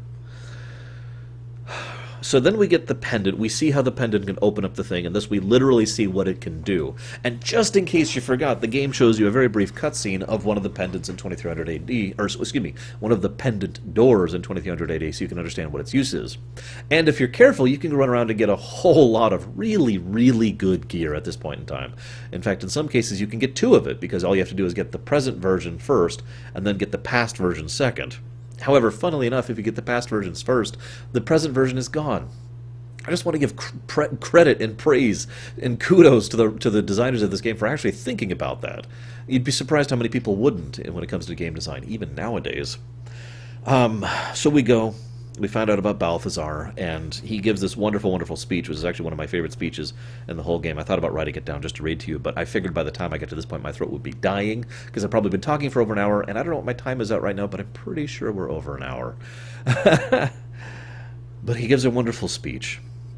And it gives us an insight into what it was like being trapped out of time. The kind of tragedy that we should have been facing when we faced the same concept back in 65 million BC, or 64. I can remember if it was 64 or 65.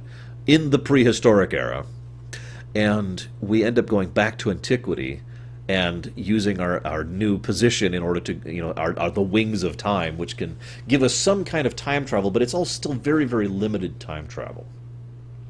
You'll also notice that in lore, we only used the Wings of Time ship once to go back to the antiquity, back to 12,000 BC.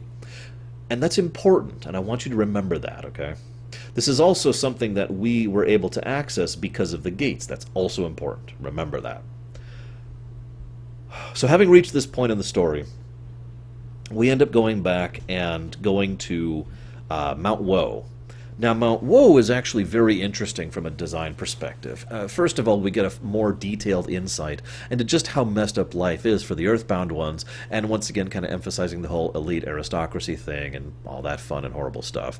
We also see, so Mount Woe itself is when we're introduced to Melkor again and his significance to the plot. We finally find out that Melkor is a sage, which is something we've already guessed about Balthazar, and so this kind of leads us to the natural conclusion that the sages that we've been encountering throughout time all came from here, which leaves you with the thought in the back of your mind, what happened?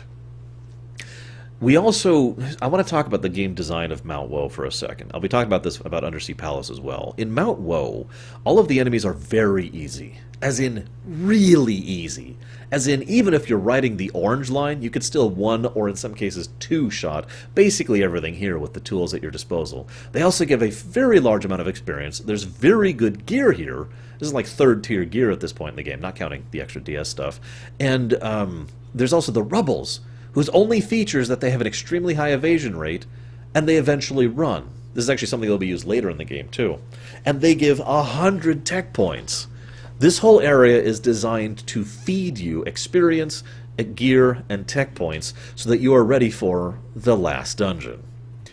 When we go to the Undersea Palace, it is a truly unique experience. And I know I've said that before with several dungeons before, but the Undersea Palace remains unique. It still does stuff that none of the other dungeons did before. Right up to and including the wonderful beam down into the ocean and the brief glimpse of it under the waves. This and the wonderful, powerful music. All of the previous songs, I haven't really talked about the music much, but in Magus's Lair there was the quiet foreboding. In Toronto Lair it was big and bombastic. Here, this sounds like a Last Dungeon song. Like there's a certain quality to it, a certain level of epicness and almost desperation in a really good Last Dungeon song, and that is definitely present here. There's also a pseudo-ethereal quality to it. The design of the place is wonderful, completely unique palette, lots of enemy types that we haven't even seen before, many of which use completely new strategies or tactics to them. This is the first time in the game actually discourages you from using AoEs, which by this point in the game you probably have at least several. And there's tons of enemies here, and there's tons of very good gear here. And this is, I'm not actually sure of the exact numbers, but I do believe this is the second largest dungeon in the entire game, only surpassed by the Black Omen. They also share one other trait. In both dungeons, it is very difficult to avoid fights unless you are very specifically knowing what you're doing. And I'm sure that was a specific design choice in both aspects. The reason this is so relevant is because this in every way builds up the Undersea Palace to be the last dungeon. And they already have the false fake-out of Magus's Lair in order to help establish this. Because they already did the fake-out, so they wouldn't do a second fake-out, right? This one caught a lot more people back in the day. I don't know about you guys. I'd love to hear your thoughts on this one as ever. But I know several people who were caught by the Undersea Palace thinking it was the last dungeon and thinking that this was actually the conclusion of the game right here. It's even building up to a fight with Lavos, going after the Queen and the Mammon Machine and all that fun stuff. Oh yeah, there's also lots of bosses. I forgot about that. But anyways, we go through this whole thing. and we go, we find out that Shala is basically being forced and coerced into this. The Prophet, who is an idiot, is just standing by letting all this happen because he really wants Lavos to show up. I find it funny because if the Prophet, Magus, had actually decided at any point in time to really intervene, he probably could have. He is very strong. Remember, Magus is still full power at this point in time. He waits, however, because he wants Lavos to be summoned because he wants to kill Lavos. As a result of him allowing Lavos to be summoned, Lavos then is summoned and then sends him back into time. Not the current him, the past him, Janus. The Lavos also sends off the three sages. And as I mentioned before, this is the brilliance of the timeline of the sages' story arc, because all three sages go to places that make perfect sense, and there's 4 people going through time. So Janus ends up in 600 AD and becomes Magus. Melkor ends up in 1000 AD and befriends the Medina villagers. Balthazar ends up in 2300 AD and has to work with the technology. Kind of coincidental, if I might be so bold, because Balthazar is uniquely suited to understand that technology. And then, of course, Gaspar ends up at the end of time and is thus perfectly positioned to help us much later in the game. All of this is very clearly by design in-universe. And this is all due to the nature of the time travel that's been used up until this point in time. Now, I want to save talking about that just really quick, because then we have this really weird denouement. Now, because what happens is Lavos is summoned and beats the ever-living crap out of the party. Some people have actually pointed out that when you fight Lavos here, he has the same stats in the end of the game. That's actually not true. This Lavos is actually the hardest version of Lavos. He has higher general stats, his attacks do more damage, and he has a different attack pattern. This is a completely unique Lavos fight, and he is never stronger than this in the entire game. So, now, a lot of that's just raw damage. There's actually no real complexity to this fight. He just hits you like crazy, and he has tons of health. You can beat him. It is possible. Generally requires a New Game Plus. Or cheats. But anyways, so having gotten to this point in time, you fight Lavos, you lose. And then Magus decides to fight Lavos, and he loses.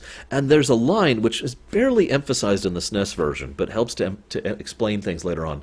Lavos actually drains some of the power out of Magus. See, one of the interesting things here is that Lavos himself is obviously mentioned to be a source of magical energy, and magical energy is also emphasized to have never really existed prior to Lavos' inclusion. Thus, we learn that magic itself is literally an alien concept on this world, that there is natural abilities, like the telekinesis that Oslo was using, but that's a different talent tree, if you will. It's a different method of progression. Magic, real magic, is something that only comes from Lavos. And thus, the whole reason that this new era of people has been prospering and growing is because they've been slowly draining Lavos' abilities.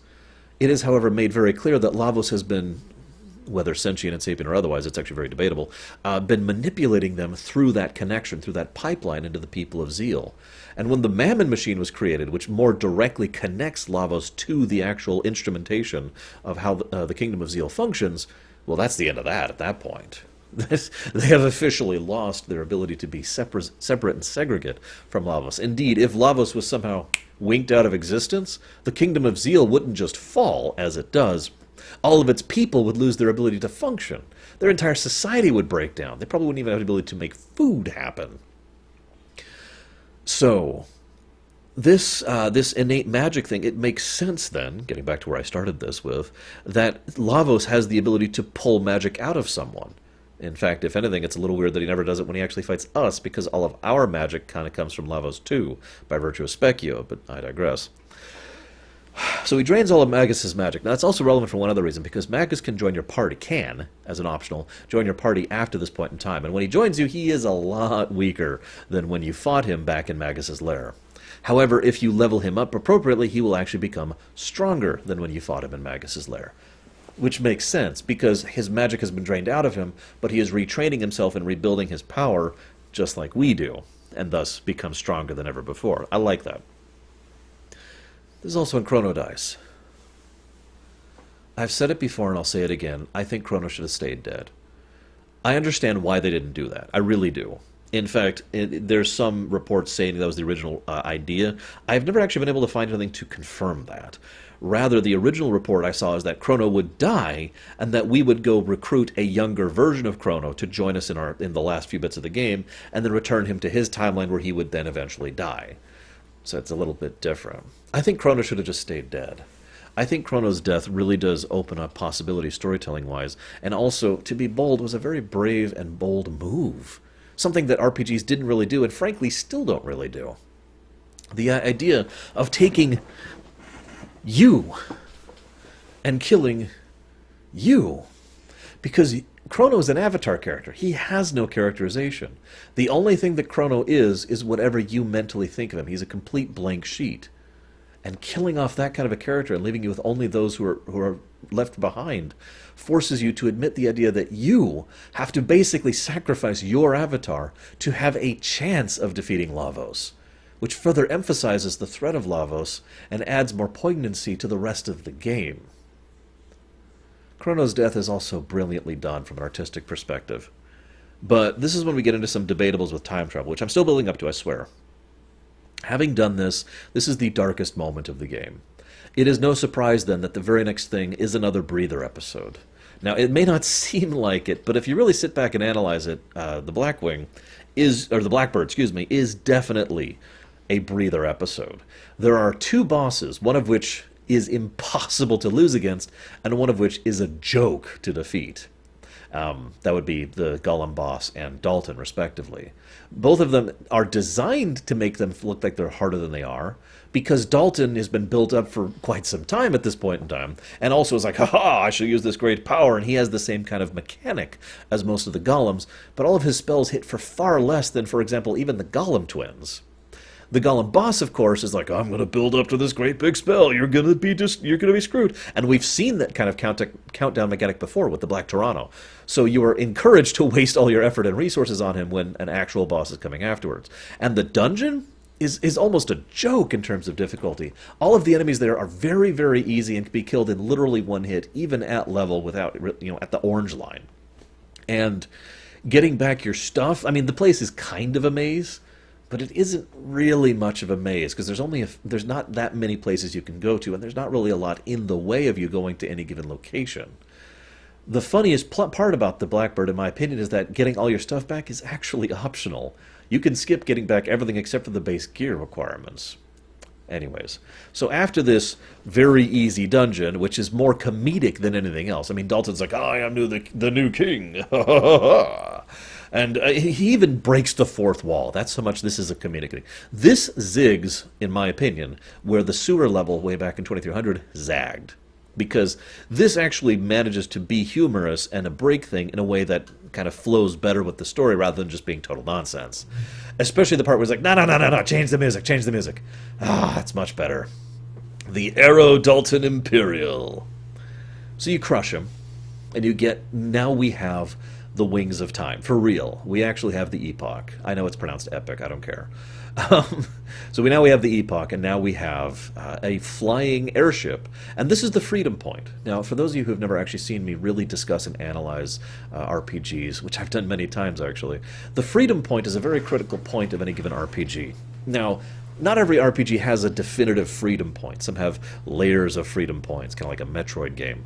But most RPGs do have like one definitive, bam, this is the point at which you can go do basically everything. There's very little restraining you from going to all places and going to all interactions and doing all quests and getting all bosses and getting all equipment, etc. That's usually the freedom point. And in most RPGs, the freedom point comes along when you get an airship. Right?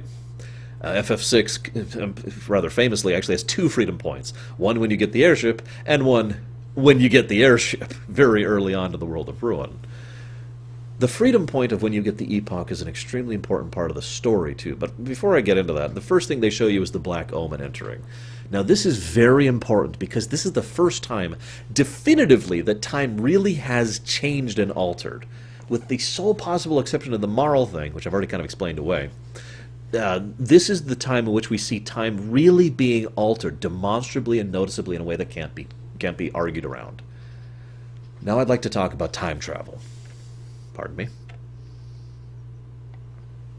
Actually, before I talk about time travel, Well, no, let's talk about time travel. Let's do it. Let's just finally get into it.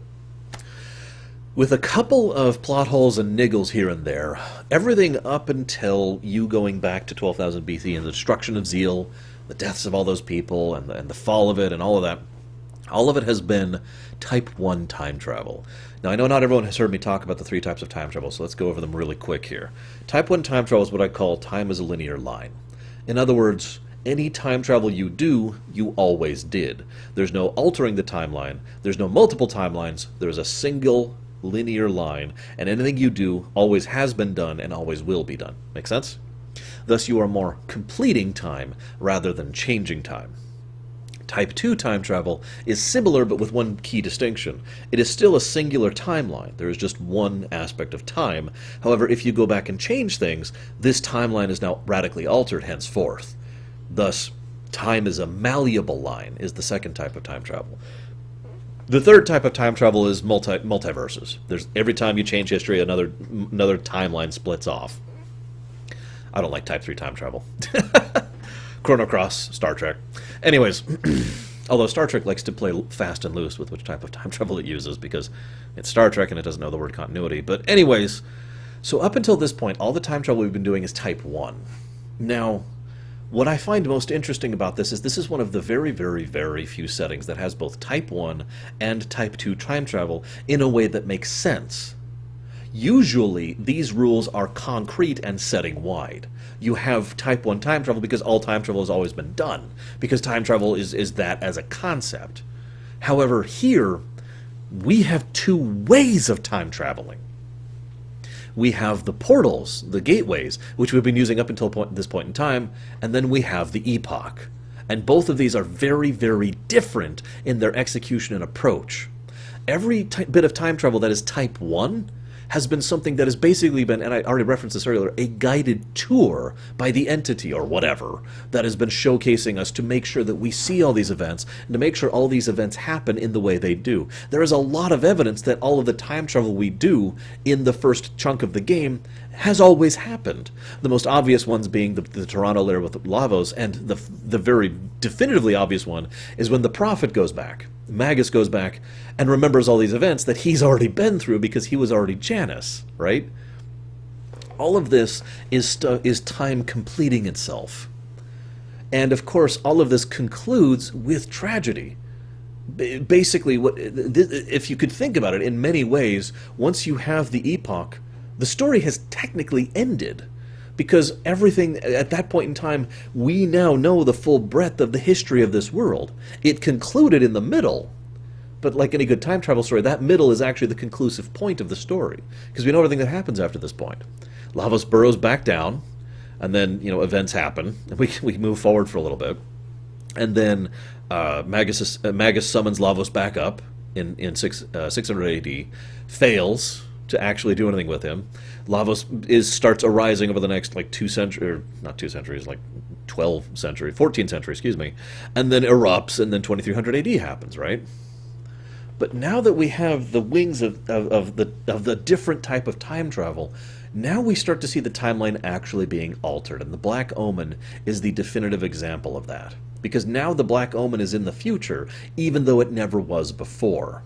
And this is why I mentioned how interesting it is that we go back to 12,000 BC in the epoch, the other type of time travel.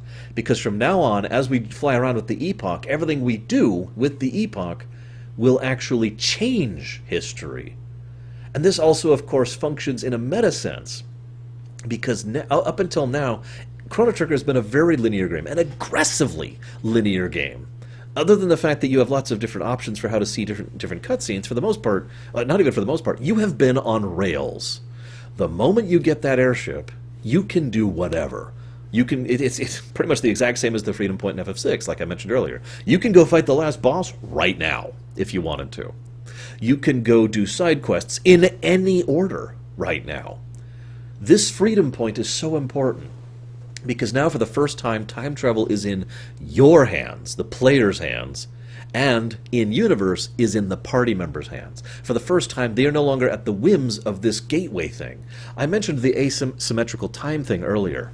If this entity is truly giving this kind of guided tour of time, then what we are seeing is a circumstance by which, if you the asymmetrical time thing makes sense, basically, because it would always send you to the same time period at the time at which you needed to be there, to be part of history, like you always were. Make sense? Now, I know there are some plot holes with this, and I know there's some exceptions with this, but there is no denying that there's a very deliberate intent of this game to differentiate the first half of the game and the last half of the game. There's a lot of interesting factoids about the last half of the game. Every dungeon and interaction and request in the last half of the game is very, very dense. Tons of enemies, encounters, dialogue, huge amount of story and exposition that is all condensed into a very small period of time. And all of them are skippable, completely skippable, as I mentioned earlier, and all of them can be done in any order, as I mentioned earlier. You can even do part of one and then go do part of another if you're having trouble with one particular area. All of these also give all of the gear. At this point in time, all of the actual best gear in the game is now available to you in one fashion or another. And you can actually go around, go around and start really gearing yourself up and getting ready for the real fight against Lavos. There is one flaw in all of this, and that's the resurrection of Chrono. Because, see, the thing is, later on, Gasper will literally give you basically a pseudo-guide into what you can go do. Now, in the SNES version, that was actually badly translated and thus literally misleading. However, in the properly translated versions, you get a lot more clear indication of what you can do and where and why. And if you talk to some of your own party members, they will even give you a tiny little insight into quests that are relevant to them throughout the course of the remainder of the game. All of that is interrupted by the resurrection of Chrono, which the game very clearly wants you to do next. Now, you don't have to. Again, you do have total freedom at this point, but if you're playing the game for the first time, you don't know that. And the only thing you know is that Gasper's like, hey, you should go resurrect Chrono. And that's all he'll talk about until you go do it. I don't actually have much to say about the resurrection of Chrono or Death Peak. The Death Peak itself is a weirdly designed dungeon and the best experience in the entire game. That's where I get 99. One of these days I have to actually hit 99 in my Steam game and make actually a perfect save in my Steam game, but yeah, that's never going to happen. I don't have time for that. Anyways, I still need to do that for FF10 and FF10 as well, and like a bunch of other games. Moving on. So, you go through Death Peak, you fight really, really basic bosses.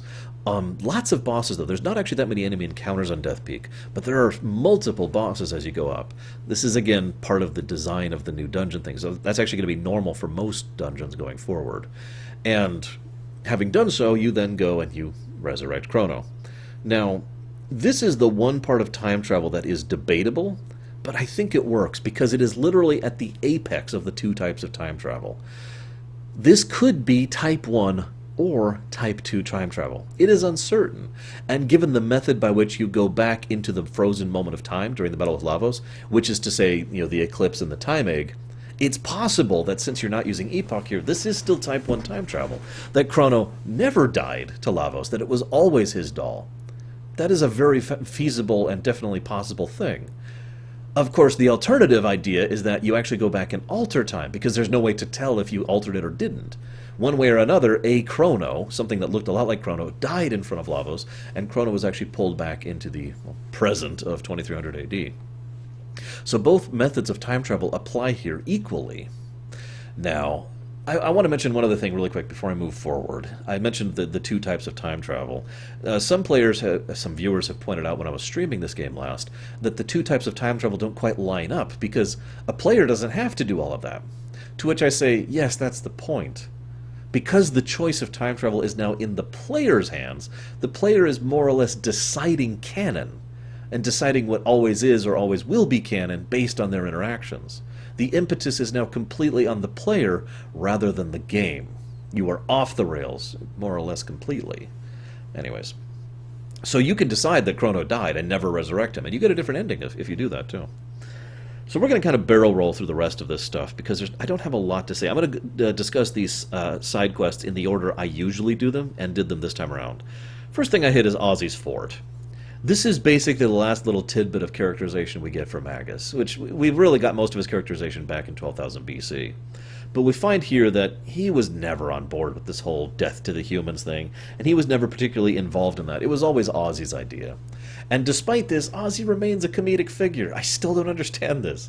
He is literally genocidal, and he's like, and the whole Ozzy's Fort is basically one big joke with a relatively easy boss fight at the end. And that's it. You can also get the best gear in the game for Magus right here, assuming you know where it is. It's actually one of the only times in the entire game there's literally a hidden passage like this. And of course, Ozzy is defeated by a kitten, which alters how Medina is. This is also when we see the second phase of Medina, when there's an Ozzy statue and everyone's like, oh, hail Ozzy, hail Ozzy. This implies to us that Ozzy was able to raise up the mystics, or excuse me, the fiends within his little island and build his own little group of fiends, but was never able to actually find the strength, either in terms of material or manpower or military or just leadership, to actually do anything about his war against the humans. So he just kind of squatted there and built his own little fiefdom. And each of his descendants has been, following on the fame of that ever since. Or, after you defeat him, Medina is filled with a bunch of monsters who get along with people just fine. Something that was hinted at, if you remember, at the very beginning of the game, with little Kilwala or whatever, which was playing at the piano. So then we get to the Genodome. Now, this is a medium-sized dungeon with a fairly large number of gimmicks, but also is probably the overall darkest of the various side quests. It's a nice thing to go through immediately after, seeing the of Ozzy's Fort. This place, of course, gives us the actual backstory for Robo and his true purpose as Prometheus. And Atropos, which I find funny, by the way, since Atropos was the one about, inevitability, but anyways. We finally find an explanation for what the hell's been going on, and the implications of the fact that the humans in the 2300 AD might have actually been able to endure the Day of Lavos and keep going forward, if not for the mother brain. This is one of the things that I don't see talked about all that often, the idea that humanity might have been able to actually make something of itself in this new, slightly blasted out world, if not for the fact that there was an entire AI whose entire purpose was trying to wipe them out on a regular basis. This is also, by the way, where there's this scene that I will never forget, and I've forced my viewers to watch it every time I've streamed this game, where you go into the thing, and there's this conveyor belt, and there's a person on the conveyor belt, and they get led off camera, and you hear this really high-pitched, kind of blood-curdling scream, and then you just see a little sparkle come out the other end. We never really find out exactly what these robots are doing with these people, but they are definitely processing them. And the implication is that they've been doing this for a long time. What do you think they're processing them into? Anyway, so Prometheus and Atropos interact. We find out that Mother Brain flat out reprogrammed Atropos, and, she is fixed and resolved after Prometheus defeats her solo. One of the more difficult fights in the game, in my opinion, especially if you're not ready for it. And again, kind of a unique design aspect. And then we go fight the Mother Brain, which is also unique in the fact that if you defeat her too easily, she becomes too hard. But otherwise, Mother Brain is a relatively easy fight, and once you shut down the factory, the processing stops and the psychotic robot stops. Now, this is interesting in its own right, because one of the things that has been mentioned before is the idea that with the removal of Genodome and the overseer of the Mother AI, the Mother Brain AI, it is within possibility that humanity might be able to recover. The only way that could ever happen is if someone were to be able to grant them some of the technology or ability to be able to actually have arable land again in this new hellscape, and I'm not even sure that's possible. Unless someone were, I don't know, to take the epoch and go grab a whole bunch of technology and information and seeds and food and bring it to the future. I don't know. I definitely would never do a headcanon about it. Can I take a quick segue really quick here? Chrono Trigger was significant to my life in one very strange way. It was my introduction to fan fiction. I suppose I had always understood the idea of fan fiction because I always had my own headcanon and my own head stories that I wrote back for the Mega Man games back in the NES era. But this was the first time I discovered that fan fiction was a thing that other people did. Because I saw more fan fiction about Chrono Trigger than anything else back in the late 90s. It was a recurring thing for multiple years. There were huge what were they called? Mailing lists? Where everyone, you emailed the list and it emailed to everyone, and, proto IRC boards where everyone would just constantly talk about, this is the story idea I have for Chrono Trigger. I actually still to this day remember several fanfics I read for Chrono Trigger, many of which were actually really interesting, and almost all of which were about Shala. I don't know if that's a coincidence or not. I just thought I'd mention it. No, none of those kind of fanfics. I mean, just like she was a major character in them. There was one where she found out the truth about who Magus was, and she was pissed. Anyways. So, then we go to Fiona's quest. Now, Fiona's quest is probably the hardest overall of the quests. I'd call it the gear check, but it's actually more like the strategy check. In order to do the Fiona quest, you have to go into this little underground desert area, which is absolutely swimming in enemies. There is no other section of the entire game that has more enemies per square foot than that section. And then you go down and fight the Retinite, which is arguably one of the most difficult bosses in the game. Because Retinite has a very specific strategy to him, which involves you having to use water damage constantly, having to heal regularly, having to keep your MP up, and having to use magic damage and physical damage, and basically juggling all of this. This is why I call it a strategy check. The Retinite is there to say, all right, you've learned your lessons, right? Because in many ways, in my opinion, Retinite is actually the pinnacle boss of the entire game. Lavos is harder, but mostly due to the nature of how he uses his mechanics. But there's no more complex fight in all of the game than the Retinite. It's the final exam of all of the other boss tactics and fight tactics that have been used in the entire game up to this point in time. Now, once you take it out, this is another very demonstrable, very obvious example of Type 2 time travel. Because in addition to the fact that the forest is there now, and it very clearly wasn't, anytime you go back to 600 AD, Robo is out there tilling the fields. This is also the first time that they acknowledge how useful time travel is when you are not a standard human. If you are a robot that can exist for 400 years and actually do something about that. And then we get a really wonderful cutscene where we learn about the entity. Now, people have debated the nature of who or what the entity is for some time. It's pretty clear now, with the advantage of hindsight and interviews and development materials, that the entity was supposed to be the planet. It's kind of an FF7-y kind of a thing. The idea of the planet consciousness, or the planet life stream, or whatever you want to call it. I know a lot of people back in the day who presumed the entity was actually Shala. Some people thought it was Lavos. Some people thought it was a combination of Shala and Lavos.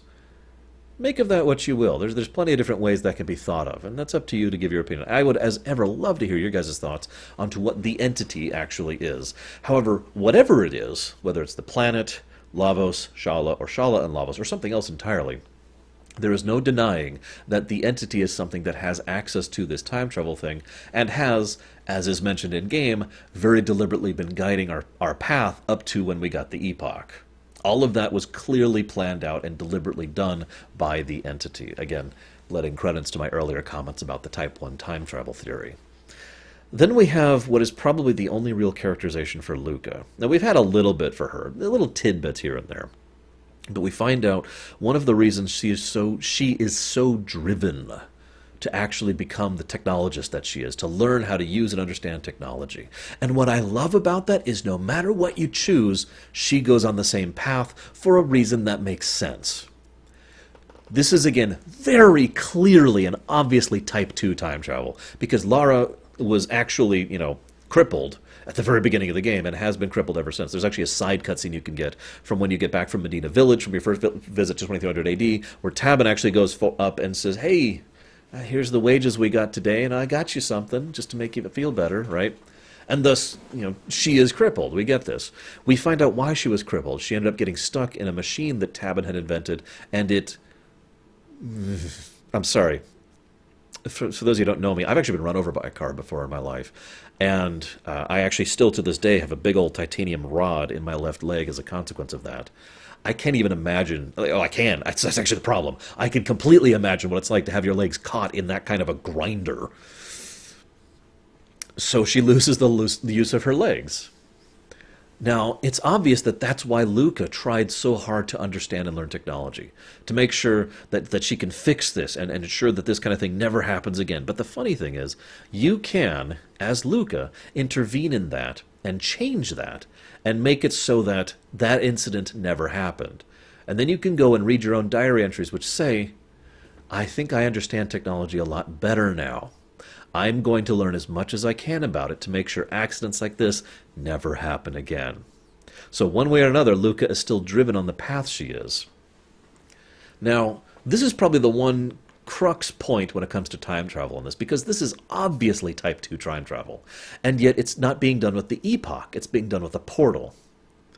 The one and only thing I have to say about this is that it's very clear that this is an unusual portal.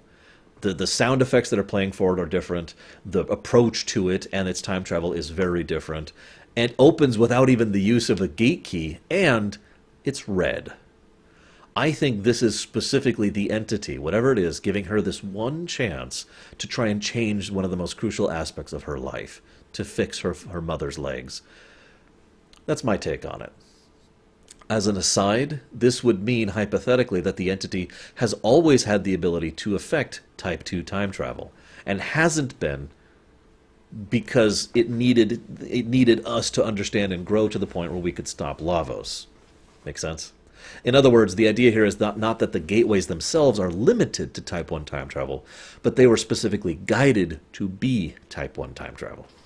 Anyways, so after that wonderful, amazing scene, we go do another quest, which is the Sunstone.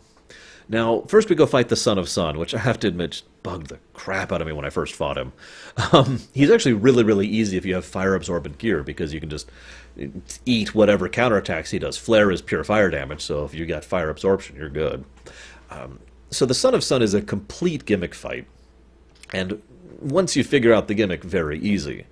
Once you have bypassed that gimmick and are fighting him properly, you get the Sunstone, and it's like, oh, well, this needs to absorb the power of the sun. This is one of the other small things that bugs me. If you go from 65 million, or whatever, to 12,000, the Sunstone increments by like one level. If you go from 600 AD to 1000 AD, which is 400 years, it increments one level. That always kind of bugged me for some reason. I mean, I know that the sun wasn't there for part of history, but goddamn, do we really need to go for gabrillions of years, and then plus a pittance in the pool in order to finish things off? Anyways. This is also when the mayor comes in. You remember him, right? The guy I mentioned way back in the beginning? And you have to go do the jerky thing. There's this nice little side quest that you might have already done, because you can do it at any time as soon as you get the epoch. I think you can do it earlier than that, actually. No, it's when you get the epoch, I'm right. Where you can go buy the jerky, which was also at the very beginning, for very expensive, go back to 680, give it to her for free, or sell it to her for an extremely minor raise in price. Now, that's important. I think they did that so that you would be more inclined to give it, because 100 GP, I mean, who cares, right? That's nothing, even at this point in the game. So you just give it to her. And then she mentions, oh, my children are going to be raised with a proper sense of ethics. And then we get back to the present, where we find out that the mayor, who was a jackass, again, beginning of the game, is now a really cool guy. And he just gives you the Sunstone because he happened to fall across it.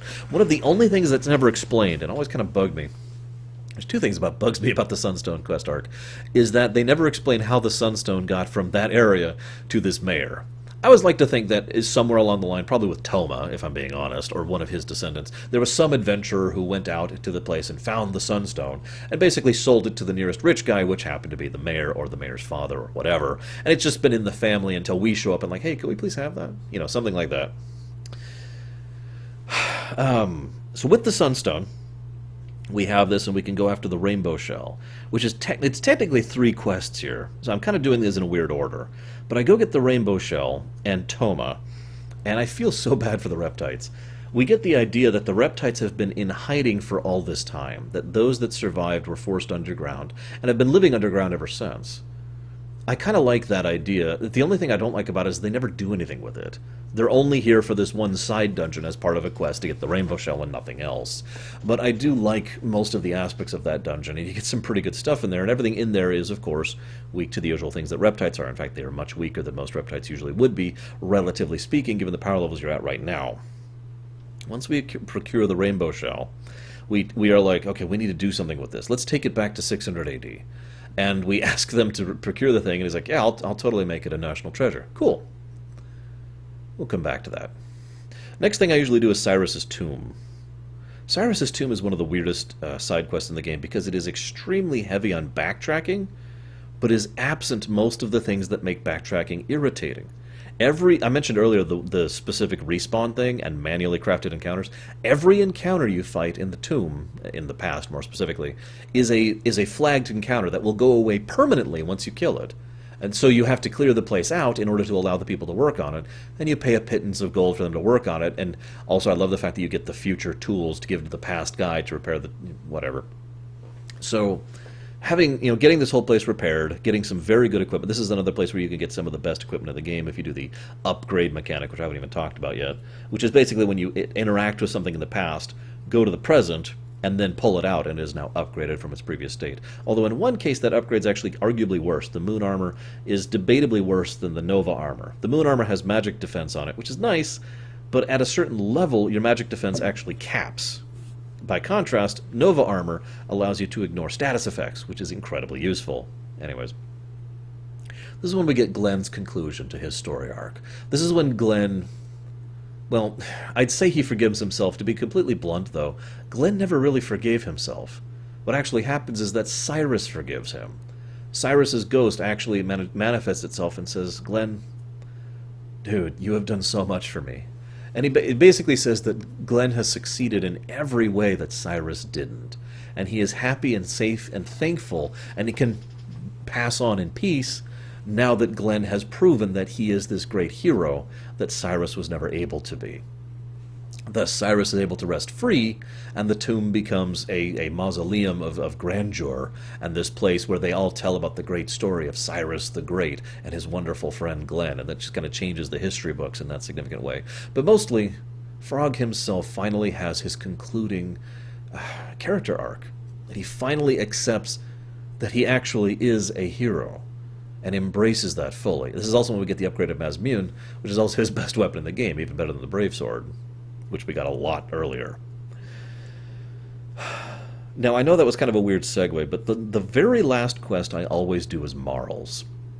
Marl's quest is a natural byproduct of both the Sunstone and the Rainbow Shell. In fact, you can't even start Marl's quest unless you've done the Rainbow Shell.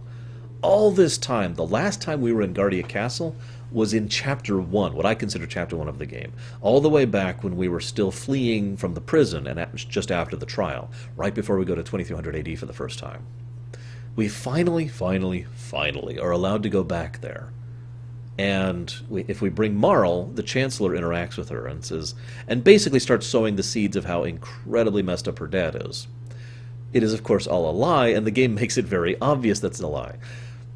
As I mentioned earlier, it's debatable whether Yakra the 13th was actually there or not in the earlier sections. However, there is absolutely no denying that this is Yakra the 13th. This, to me, really feels like the concluding story arc of the game, for several reasons. As I have said several times before, they do unique things here. They actually use different scene transitions. They use the Undersea Palace song, for God's sakes. And this whole thing has a feeling of epic and conclusion. It also ends the game basically where the game began, with Guardia, Yakra, Marl, and the King. And it just concludes it in that... It's a wonderful bookend, is what I'm trying to say. And the whole thing, despite being a joke... Because there is no difficulty in almost all of this. You're literally fighting the same exact enemies that you were fighting all the way back in Minoria Cathedral like 15 hours ago. So even if you're doing a low-level run, you are crushing these guys. The only actual significant fight at all is Yakra the 13th, and frankly, he is actually a very easy fight. The only significance he has a lot more health, and he has his one super nuke attack, a wipe attack, basically. That's it. And I love this conclusion of the game. It really feels like a capstone to the game in many ways. And that's why I always do it last. It even ends Marl's character arc where she finally is able to accept that her dad isn't actually awful or horrible, that he's just a king. He's not a good dad, but he's been trying to do the best he can ever since his wife passed away. And you get the impression this guy has no idea how to be a father. But you do get the impression that he cares. So, we are finally, after the conclusion of this, for the first time in the entire game, welcome to just wander around and be open in, the 1000 AD Guardia Castle. And Marl finally accepts her father and admits that she loves him and he loves her. And it's this great scene, and I love it. I'm actually tearing up just a bit, just thinking about it. It's one of the better character moments in the entire game. Marl and Frog get some really good character moments in this game. Both of the water people. The only thing after this is the Omen, which is completely optional in keeping with the trend of the second act. You can just take the bucket, you can just ram the Epoch into him, or you could do the Omen. The Omen is the last dungeon, the actual last dungeon this time. This is when you really have the conclusion of all of the gameplay stuff I've been talking about this entire time, with only a couple of exceptions. The mobs here are brutal. They hit harder than anything else. They have more defenses and more health than anything else. They're also the most lucrative. You can steal the best stuff in the game, best accessories, but you can get tons of tags, and you can buy all of the best, steal all the best equipment in the game from these enemies and from these bosses. They all tend to have some of their own little gimmicks. Some of those gimmicks are very brutal. You also can't skip almost any of these fights. Even with task timing, it is very difficult to bypass most of these encounters. The only weird thing about this place is the approach to bosses. Basically, all of the bosses here are actually very easy and very simple. There's the mutants, which are extremely linear. They basically have one mechanic and that's it. There's the fight against the baby Lavos, which is a joke. Although I do want to talk about the baby Lavos thing for a second, because the baby Lavos enters through a time portal, which is something that's never actually shown elsewhere in the entire game. There has been a lot of theory crafting that this baby Lavos is actually this Lavos, or this Lavos' immediate son, or something like that. I myself have speculated on this before. I like to think that what's happening here is that this is basically the Lavos that was going to leave the planet. The Lavos' spawn that was all set to go ahead and go off and start journeying into other planets, and ended up being called here instead. I like that idea because, A, it would make this basically the the Lavos 2, more than the other spawns. This is the big spawn, the one that was ready to go, and thus our defeat of it is more significant, and it also means we saved other worlds from a terrible fate, which also feels kind of significant. There's other ways you could look at this, and if we include Chrono in this, it's pretty obvious what this thing is, but moving along. So then we fight Queen Zeal the first time. Now, Queen Zeal the first time is... I can't decide if I like or hate the approach to the design of that fight, because she is entirely a fake-out boss. She is designed to freak out the player, especially if the player doesn't know what's coming, and try to waste time, try to waste MP and time in terms of turns, and resources in terms of items in order to defeat her, when she's actually incredibly easy. You know, she has her ability to push you to 1 health and all that, and a couple of other status effect things, and she's otherwise very, very much a joke. Then we fight Queen Zeal again. Now, this one's brutal, and also basically a gotcha in the same way the previous one. It's designed to trick the player, just like the first Zeal was, because she's a face boss. And we've been seeing these since the Guardian, all the way back in our first jaunt to 2300 AD. This is a relatively common boss type, so it's like, okay, kill the hand, and kill her. No, no, no, no, no. You need to completely ignore the hands, except to steal from them. You can get some good stuff from them. And then just kill the face. And then we have to fight the Mammon Machine, which is magic resistant, magic immune only, or magic hittable, vulnerable only, and is also probably the easiest of all these bosses. And then you fight Lavos. This is a good time to talk about the Queen, because this is the only real characterization we ever get for Queen Zeal. And I have a question for you. Do you think that at this point in time there is a Queen Zeal? Or do you think that all that is left is literally a puppet which is being controlled completely by Lavos?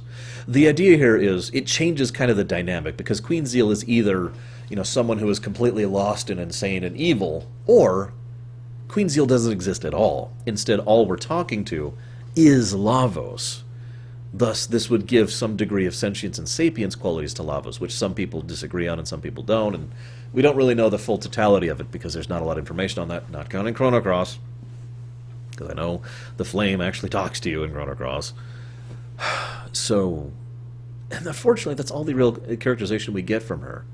There's always been this sort of implication that her kingdom was kind of falling and faltering and having problems, which is why she forced the situation where she wanted to start the Mammon Machine project and start drawing upon the energy of Lavos, since the traditional energy sources of the planet were failing them. And then, having done so, basically got twisted by Lavos into being this puppet state one way or the other. But that's all we really get for her, I'm afraid. I always love bringing Magus to that fight, though. He's got a lot of interesting dialogue for her. And it's kind of a conclusion of his own character arc. This is him finally being able to say, I'm going to make up for all the garbage I've done by bringing you down and bringing Lavos down. Not for revenge, but for a better world. It's the only kind of redemption that Magus actually gets in the whole game, because he's still not exactly a good person. So the Lavos fights. There's actually a couple Lavos fights. There's the one you can fight where you just fight him. There's the one where you can completely skip it because you ram the Epoch into its shell. And then there's the one where you fight all of the different bosses that it's been analyzing. Now this is kind of weird. From a game design perspective, it feels kind of lazy because you're literally refighting them with the same stats and everything. So when you fight the Dragon Tank, it's a joke. Thus, the only purpose this serves is to be a speed bump and for story purposes. Now, the story purposes thing is what I like about this, and that's the reason I'm willing to forgive this, because the whole idea here is that Lavos has been analyzing. They say this flat out later, Luca or Robo say this flat out later, but the whole idea here is that Lavos has been analyzing everything and taking in all of the knowledge and ideas and concepts and magic and DNA from all of the world this entire time. Parasite Eve, excuse me.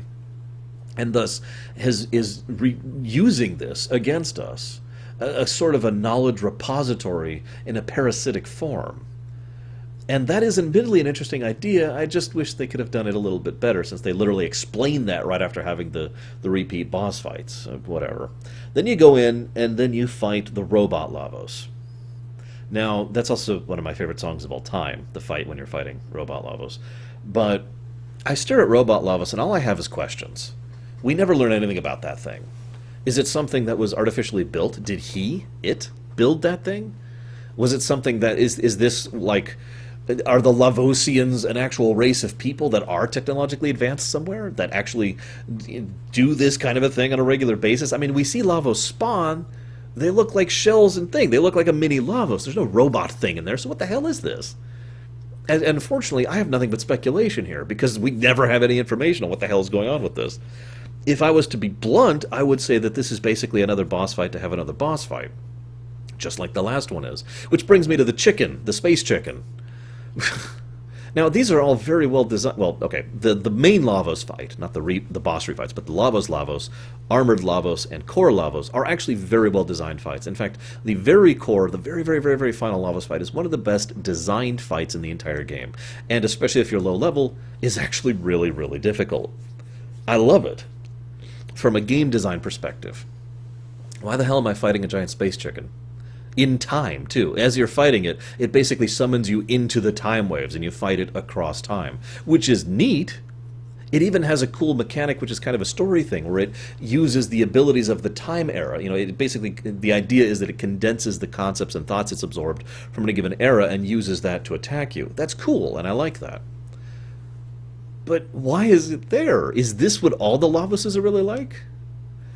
Now I'm going to share a fan theory. This is not my theory, because I have my own theories on this one, which are terrible, and pure headcanon, which I'm not going to share with you. But I've heard this theory. The idea here is that basically we need to separate this into two separate entities. There's the Lavos core, and then there's the Lavos, okay? So the idea here is that the Lavos core was an entity, an individual with capacity for sentience and sapience, which, as I mentioned earlier, is something that is debatable within Chrono Trigger, whether this creature is acting on pure animal instinct, or if there is an actual degree of self-awareness and intelligence in there at a human level. So, because remember, there is sentience and sapience before Lavos on this planet, don't forget that. We had both the reptiles and the humans. Anyways, so the idea here is that this entity, whatever it was, the Lavos core, for whatever reason, for whatever its motivations, decided to go ahead and build itself a giant armored shell, which it called which it called Lavos. You can kind of already see where this story idea is going. That the Lavos' core then is doing this kind of in a brainiac way. That it's deliberately going out to try and keep this cycle going of absorbing all the knowledge and ability of this planet, and then send out more husks built in its own image. Those other Lavoses then would have no core, like him. They, or her, or whatever, it, I don't know, chicken? The other Lavoses would just be more extensions of it, just like the outer shell of Lavos was an extension of the Lavos core. Now, I'm not sure I like this idea, if I'm being completely blunt. And if I'm being horrifically, incredibly blunt, I don't like the idea of the Lavos core or the Lavos, the Mecha Lavos. I don't like either of them from a story perspective. It's one of the very few flaws in the story, in my opinion. It's not explained, it doesn't add anything, and in fact, in my opinion, it actively detracts from the very concept of Lavos, which is supposed to be one of those alien, inhuman powers, something that is not just environmental, but catastrophic, right? This is the kind of thing that's supposed to symbolize more or less the best aspects of a meteor, a volcano, and a hurricane, all wrapped into something that's actually manipulating people on top of all of that. That the very presence of Lavos is so powerful that it can actually alter things around it. Oh yeah, fun quick side note, by the way. At one point in time, Robo or Luca can say, oh my god, Lavos is so powerful, it's generating gates. I don't buy that for a second. Given the whole entity-guided tour thing, I'm pretty sure that gate opened up in that moment because the entity knew we were there now and was ready for us to go forward to the concluding part of the earlier act of the game. Either way, we defeat Lavos. Now this is... I've got a few more things to talk about. I swear I'm almost done, guys. I swear. First of all, this game has multiple endings. Now, everyone knows that, but what not everyone knows is that the base ending actually has multiple variants itself. Basically dependent on two variables. Whether or not Chrono was brought back at Death's Peak, and whether or not the epoch is still there. This basically means for 4 permutations. Chrono dead, epoch dead, yeah, that's right. Chrono dead, epoch dead, Chrono dead, have epoch, Chrono alive, no epoch, Chrono alive, have epoch, right? And thus we see the 4 main permutations of the main ending. There's a few little details that can change based on what you did with Luca's side quest, or if you decided to get any cat food for the cats, little details like that. But that's the 4 main endings. And I love that because it, in many ways, concludes all of the acts of your choices, and feels like you actually had some impact on the ending, and it's still a positive ending no matter how you approach that. So that's awesome. Then we have the other endings, which are the ones you were probably thinking of. Those endings are basically only obtainable on a New Game Plus, at least without cheats or foreknowledge. You have to beat the game at a very specific point in time, and there's like certain points in time at which you can do it. And once you defeat those endings, you get little side endings, just for fun. This is another and the final way in which New Game Plus is woven into the design of the game. That you have the option to see these little fun optional endings as a way to either flesh out characters or show different timelines, or just to have fun for a little bit. Silly little stuff. It's also the one and only time Chrono talks in the entire game is during one of these endings. Now, I also want to mention this because some of my own theory crafting comes from some of these endings. For example, one of the endings has Frog and Magus. Frog go and take on Magus's lair by himself. And he at the very least succeeds in reaching Magus. I mention that because this is another bit of evidence for my idea that Frog would have rescued Lean regardless of our interaction all the way back at Minoria Cathedral. Little stuff like that. We also get a little other tidbits of insight here and there. I like the timeline where Tada has to actually man up and become the real hero because for whatever reason something happened to Frog. I like the idea that we killed him, and Chrono, Luca, and Marl have become the new leaders of the Mystics because we have magic, right? The idea being that we could become the leaders of them just like Magus did for the same reason. Little stuff like that. I do like a lot of these little side arcs and little stories. And I really like this game. There's a reason I've considered this my second favorite game of all time for many years, and why, to date, it's never really been challenged in that position. Thank you, everyone, for giving me a chance to be able to go back through this game again. I'm sorry, I'm in a lot of pain. I've got a headache, my throat's killing me, but it was a joy and a treat to be able to discuss this with you guys. I hope you've enjoyed my thoughts. I will see you next time, guys.